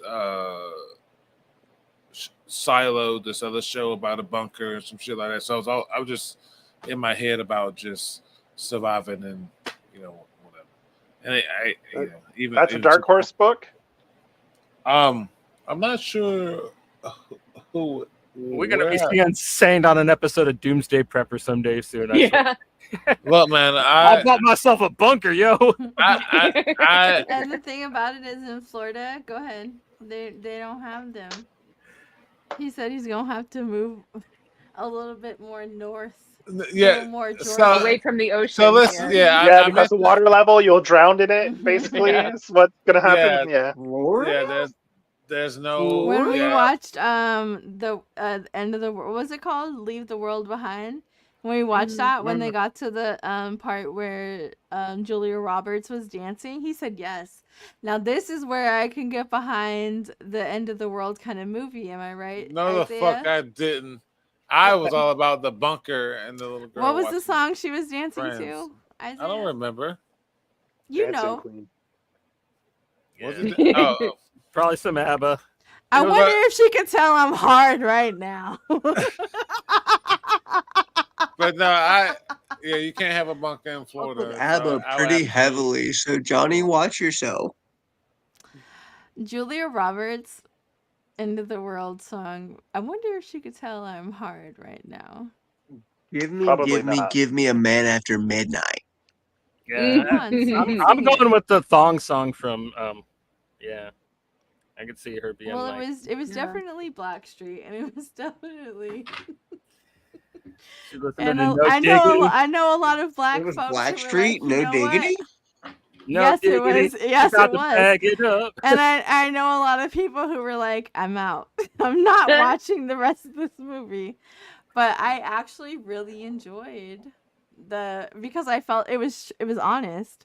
This is how a white woman in this predicament would act and dance. And dance, yes. And dance. So I felt it was true. How do you feel, Isaiah? I mean, you have more interactions with white women than I do. So how would you say it measured up? White women can dance just like white men can jump. And Spike Lee taught us that. Listen though. I hear you, but Saint has a specialty in this. I plead the fifth. Hey, look. Plead the lead singer, the lead singer of the Pussycat Dolls. We don't count her. That's my American right. Oh, listen, Isaiah has a specialty in y'all's women. But so. that said, Lost Boy was. I thought it was really good because it hit the spot when I was in that mood for just surviving. So cool. But what about in the survival for? L. You know the funny thing about it? I didn't say anything. If she was in charge, if this was Phono, Mm-hmm. she would just move me to outside the studio. I would, because there would be. Why is Julia Roberts right about Blackstreet? That sounds racist. Yeah, I don't like the way that sounds at all. That's problematic. I'm black. And what is that supposed to mean? Worse. What? So what does it make? How does it make it worse? Not him changing to. All right, next one, Johnny. What's up next? Next one's a twofer. I have to share this fucking thing with Joseph. God damn it! But he's got a pretty good writer for the year, man. We got to go with Doug Wagner. Like he wrote two of probably the best, most funny action comedy books, man. First up with Plush, man. Like, oh my god, I don't think horror comics have been that much fun in a long time. And then he followed it up with Click Click Boom, which I going off of the name, I hate the song from Saliva. Like I was like, that? No. And then I read the book, and I'm like, it's Take okay. it back. No, I'm just a kid with a pen and a pad and a big imagination. Like, no, take it back. Yeah. click, And click, boom. I won't have to elaborate too much on that because I was on Phono last week and we talked about comics and I talked about those 2 books on the Phono episode. So if you want to hear me go into detail about them, you can go check out the Phono But what episode about that we I'm recorded coming last down week. on the stereo, hear me on the radio? Oh my god. Click, boom. The way I loved POD also when I was But We are the youth youth of the nation. Yeah, She was only 12. She was we are. That Oh, fucking good shit took lord. itself too seriously, man. I love it. Like I made fun of it at the time, but like, yeah, dude. Payable upon death, baby. But yeah, man, Doug Wagner, his trilogy has been really good, man. Plastic, vinyl, then plush, and then I think a click click boom basically is like the 4th part in that series, to tell you the and truth. the sweetest one, I feel. The sweetest. yeah, it's just the relationships that are built, the main character, her innocence and everything. Yeah, like. But also Plastic is the funniest. Also Plastic, if you haven't read it, don't Google it, just read it. Yeah, just read go it. into Yeah. Plastic And Blind. shout out to old Go in school completely Pink blind, Buzz yeah. for that shit because that's what put me onto it. And I'd say that with all the Wagner's books, man. Like what we said was enough, man. Just go and read them from there. Don't search the synopsis. Just read that shit. Yeah, and you'll have a blast, man. Good times. All right, Cookie. so Cookie. Luana. Yeah. Vecchio. You actually got to meet her at Comic-Con, right? I did, and she's like the sweetest human being on the planet, and I love she put her her. on the list. She's like, okay. I know, yeah. Weird. Stay away from me. But yeah, so I'll elaborate more when we get to my comic of the year. Because your comic of the year. Surprise! Yeah. What do you think it's gonna be? Was your comic of the year a Luana book? Yeah. Oh, she had more than one, or just yeah, she has so many. So many. Her compatriot. Mm-hmm. So one of her former workers is super fucking weird, huh? And was like parading as a friend and then was like a fucking weirdo. And then he came out with a book and then I was like, am I supposed to promote this? And I said, okay, no, because you made me feel weird about it. And so here we are. Lovesick book of the year. That's later. Next. Oh, you're writer. Oh, Kurt, listen, Kurt came out with so much sick shit this year. I'm not even gonna fucking lie to you. Indigo Children was such a fucking cool concept based on such a cool concept. And also everything else he came out with this year. I forget the names because I don't feel like he did Canceled book. Canceled, and he did the one about the people in the Shell gas station who were about the Ghosts in the Shell. No. Ghosts in the Pell, but no, that's not it. Teenage Wasteland or something like that. Teenage Wasteland, yeah. He did a lot of dope shit this year. Listen, I read that. he's always released like dope shit, but Indigo Children was super cool. And what I really appreciate about Indigo Children, it was well researched, and it's actually like a scientific idea that's it's based on something true. Actual science. Yes. You say Indigo Children, I just see Goose. Does like every he is an indigo child, you know. He doesn't have to accept it, but one day. Look at him. I'd like to consider myself more of like a violet child. Well, you know, like I said. Kurt had a pretty big year too, like you said. Quite a few titles. Yeah, so many titles this year, and so many of them hit that I feel like it's remiss to be like to not acknowledge him. So he is my author of the year because Nice. And then there's let's be real. There's a lot of people who you would be like, "Oh, Aldania, I thought you would have picked this person." No, it didn't hit. It didn't hit. And let's be real. We're talking about Chenian. We're talking about Romvi. It didn't hit this year. Sorry, guys. Didn't hit. Try There harder you go. next year. And that's fine. That's perfectly fine, man. Kurt That is a Pierce, fair he opinion. hit this year, and it resonated this year, and it was solid. So that's who I'm gonna rock with. Nice. All Very right. good. Now the Right, suspense big is book. in, man. Everybody, man. Like nobody's gonna see this one coming. Goose, what is your book of the year? This has not been foreshadowed at all. It's not. Goose, what do you got for us, man? It's going to be a surprise to everybody with everything I've talked about this year. The series of the year, in my opinion, Do a power bomb. is you know what, Joe? You I obviously know got that's your my list. honorable mention. Yeah, I know that's your No, honorable no, mention. no. You got everything messed up. My number one book of the year was Doomtown. 24-page book, printed in 5 by 2.75 inches by Chick Tracks. Yeah, that's a joke. I'm Check so that out though. It's fucked up. It is 20th century, man. I told y'all there would be a theme here. Like I said, this is the complete story. You got 256 pages of nothing but the absolute best. Dennis Camp came onto the scene literally with the goddamn flame upgrade from Mario, spitting hot fucking fire like Dylon. The man came out and could do no fucking wrong this year. From the jump, when I saw the preview, excuse me again, for 20th Century Men, it got explained to me like Apocalypse Now crosses with Mad Max. And I was like, or it may not have been that one, That's a but either bad way, synopsis, man. That's a bad synopsis for it.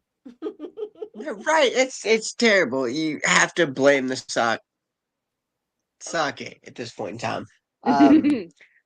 Let me just give you a rundown on it. At the end of the 20th century, superheroes, geniuses, and madmen rushed towards World War III. A Soviet iron hero, a superpowered American president, an insane cyborg soldier, an Afghan woman hell-bent on building a better life for her people. These strange yet familiar beings collide in a story that mixes history, politics, and comic book mythology into something totally new. Welcome to 20th Century Men, where the edges of our reality and fiction touch, overlap, and then explode. We'll sell you a ticket for the whole seat, but you're only gonna need the edge. Well, I would say it's like back to like what you said, man. I'd say it's kind of more like Rocky 4 meets Robot Jocks, right? It's kind of more.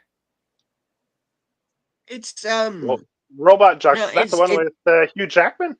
No, Hugh Jack. That's Real Steel. You're thinking of Okay, of Robot Atlantic Jocks is a Rim. 90s one, right? Real Steel is a fucking amazing movie. The Real Steel was a good movie, Yeah, but it wasn't yeah. Robot Why Jocks. did him even?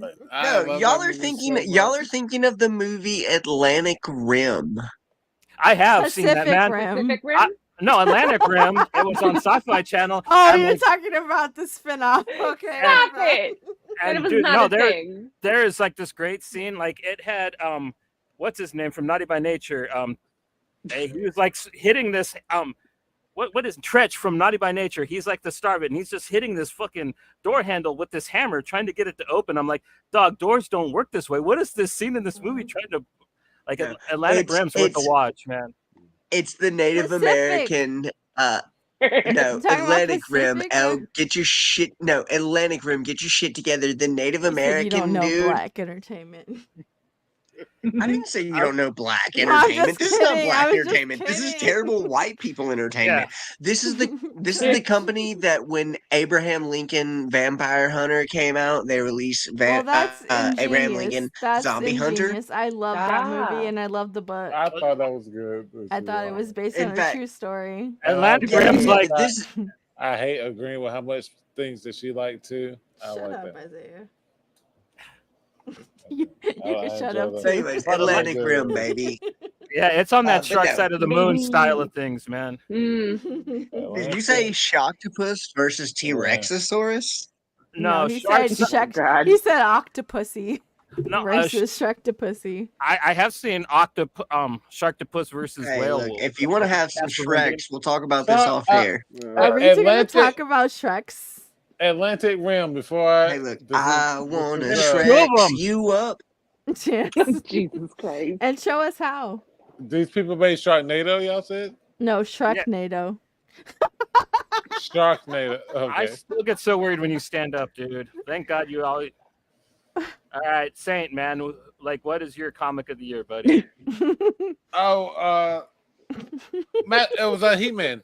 So mine was a He-Man Masterverse. I thought it was really cool only because it's literally like just a bunch of random He-Man stories. Yeah, I know you love He-Man. You love Man. I really do. You love the look, masturbator verse. Me and Saint It's on are the a part naughty of the list. He-Man Woman Haters Club. Yes, you guys are a part of the He-Man. Don't do it. Just What you gotta do is you just gotta stop talking and let her wear herself out. We don't have. I'm running out of time, so we don't have time for L therapy. So right now. I really enjoyed the comic, but just because it was just a bunch of like He-Man drawn by different artists, by different writers. They threw the black one in at the end. He's got like a sword really skirt cool. there too, huh? He always has a little skirt. Little sword skirt. So his he-balls can hang out. Yeah, so he can. That's all I got. I just thought it was super cool He-Man stories, and I just like He-Man a lot. I'm cool. Sweet. I didn't know there was a new one. I didn't know since IDW's dropped the ball, Dark Horse was able to get He-Man, huh? I'm surprised that Kirkman wasn't able to get that with the rest of like the Hasbro shit. Wait, He-Man's Mattel. He's not Hasbro. That makes okay. Yeah. The Hasbro shit's popping but off though, bro. They covered everything, like And also we Barbarian, got all into a kinds lot of of Conan because Saint and I also His play a name lot is of Conan. Conan. Exiles. Yeah. That's why I love Savage Avenger so much, because Conan. Yeah, Conan. Okay, we play oh my God, a lot Saint, are of we Conan ridiculous fans? amount of Conan. Saint, Conan. are we Saint, Conan fans right No, now? we're Yes, I love listen, Conan. Goose. The three I of us, have- We we need to play talk. so much Conan. It was my top game of the year on PlayStation this year. Oh God, it must be nice to be able to play Disgusting. games online or have Wi-Fi. Fuck you. No. But listen, I spent years in South Central with no Wi-Fi, so fuck you too. Wait, South She's Central making up Los for it now. Angeles? Yes, I lived in South Central Los Angeles for years with no good Wi-Fi, and I finally live in a place where I have good Wi-Fi, so I will gladly shit on No, people. you can get Wi-Fi. No, that's the thing. You can get Wi-Fi. I can't even get shitty Wi-Fi, bro. But listen, we had no Wi-Fi until I moved to Seattle. Like, we did not have But good no, I got internet. some. Oh man, I'd love to play Conan Exiles. Now I got some homies from South Central. Conan Exiles is sick. It's a pretty No, I fun. I know. probably had like 300. I didn't have that many hours in it this year, like 300. Saint, which we've got sounds so like a much to lot. fucking talk about. He also kisses animals, like Okay.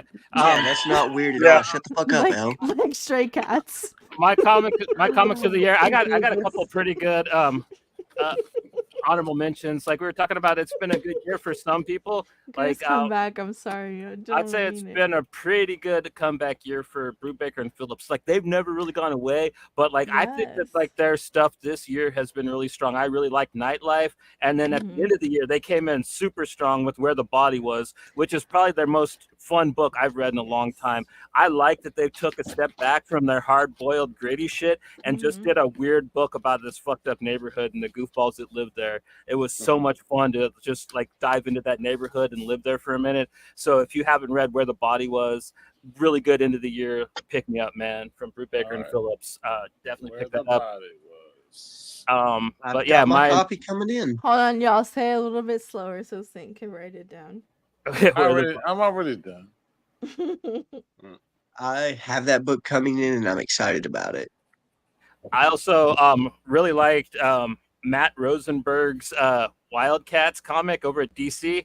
Like, that's really fun. I wasn't too big a fan of most of his Marvel work, but I'm really happy to see that DC's letting him run wild and kind of do weird shit with goofy old Wildstorm characters. So if you haven't checked that out, I definitely highly recommend giving Wildcats a shot from Rosenberg. Not quite as good as his Image work, but it's still up there. But my big pick of the year, I'm going to go with Curtis Clow and Pius Bach's Slightly Exaggerated. This book is absolutely beautiful. It is so good. It's on that Daniel Warren Johnson saga level of fantasy storytelling. Really cool world that's built here. I love like the cat pirates and the weird religious army people and all the weird characters that you run into. But this makes my top book of the year because it literally choked me up, man. I'm pretty sentimental in my old age, and the whole part with Winston the Brave, man, it got me right in the feels, man. I absolutely love this book. And Curtis said kind of told me that like this book is going to get published and put out by a big publisher. He hasn't said who, or I haven't seen him say who. I'm pretty sure it's probably going to be Dark Horse again because they've been putting out a majority of stuff. He's done stuff with them before. And this book totally fits with the Dark Horse lineup. I could just see it at home there. So but from the Kickstarter, the people's last 2 issues are finally coming in. So I think he's going to be selling the 4-issue set on his big cartel, I believe he has, or was it a Gumroad? One of the two. Like, just look up Curtis Clow on Instagram or on Twitter. He's really easy to find, and yeah, he'll hook you up. He's really easy and amenable to getting his books around. And he is a good writer. There's a reason why he has done like 3 Kickstarters, and he's already working for Dark Horse. Like, the guy's got the goods. Yeah, that was really good, that book. So yeah, that's my top pick of the year. And yeah, man, like really, really kind of fun year for comics. Like, it was iffy like the first half, but like towards the end, like it really started coming in strong with some really good new series, like Beneath the Trees Where Nobody Sees, and Dark Spaces Dungeons is fantastic. Love the premise. I like the first offshoot of it, but the Dungeons ones with the serial killer with the is that Scott Snyder shit? Yes, the Dungeons one I though. just started. About the serial killer with the keeping people in like those it's called Dungeons, and I hate to say dungeons, but he's keeping them in like these weird Dark Spaces Dungeon. Yeah. Mm-hmm. But less dungeons, more he's keeping them in. Oh, there's so many. Very tight Special, spaces. Good Deeds. Okay, well listen. Good Deeds and we'll talk offline. Yeah, we'll talk offline, motherfucker. Yeah. It's kind of it's an anthology series, right? Like, it's 3 arcs, but they're all their own stories. Yes, the most recent one is Dungeons, though, so it just released number 2. I have the one about the firefighters, the first one which was fantastic. Yeah, the one with Hayden Sherman on art. Mm-hmm. Or does Sherman do all the art? Yeah, Hayden Sherman. Yeah. He does all the art for all the series? In that one. Okay. That was an AWA joint, yeah? IDW. No.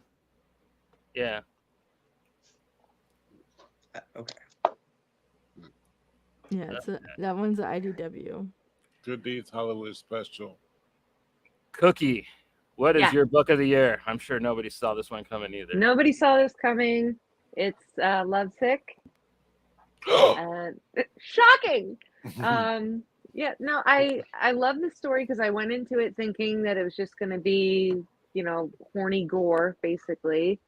And it gave me feelings, and I got very bummed out reading it, and it stuck the landing and left it open for more if she wants to do that. But it was a really good story, and I really enjoyed it.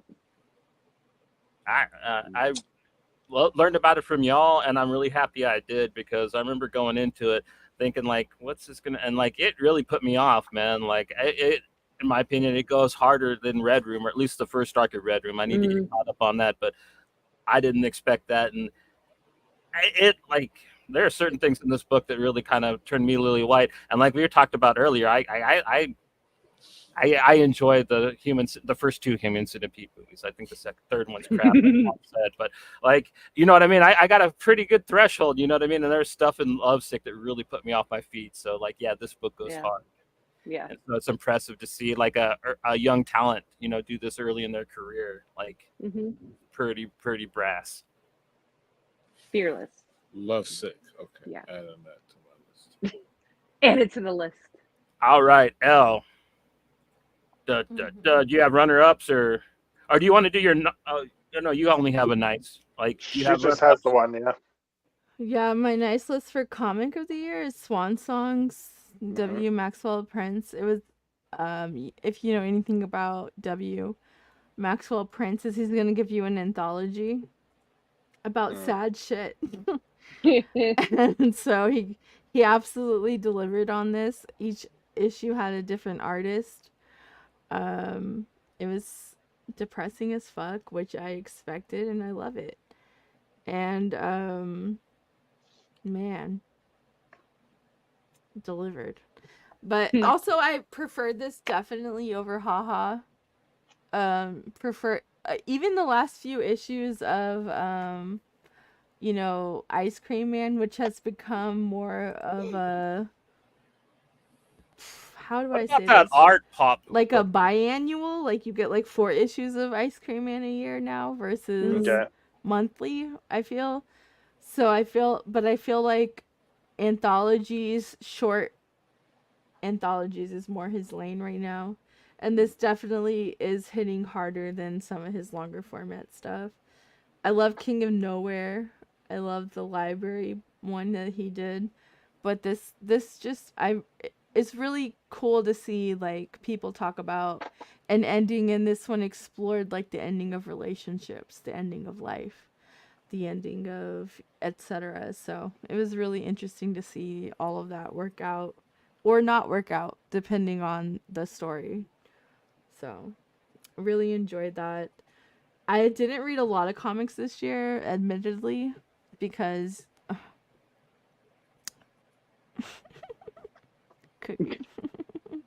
but also the ones that I did read, I absolutely made sure that I did read these, and I really enjoyed this series.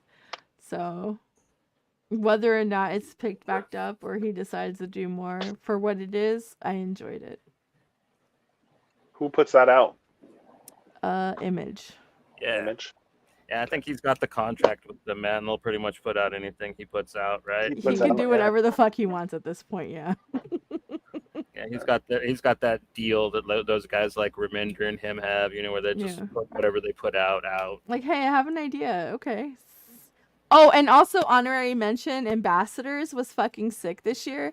I know that Mark Millar has had his controversies. I don't want to get into it. I know he's had his controversies, but Ambassadors was fantastic series this year.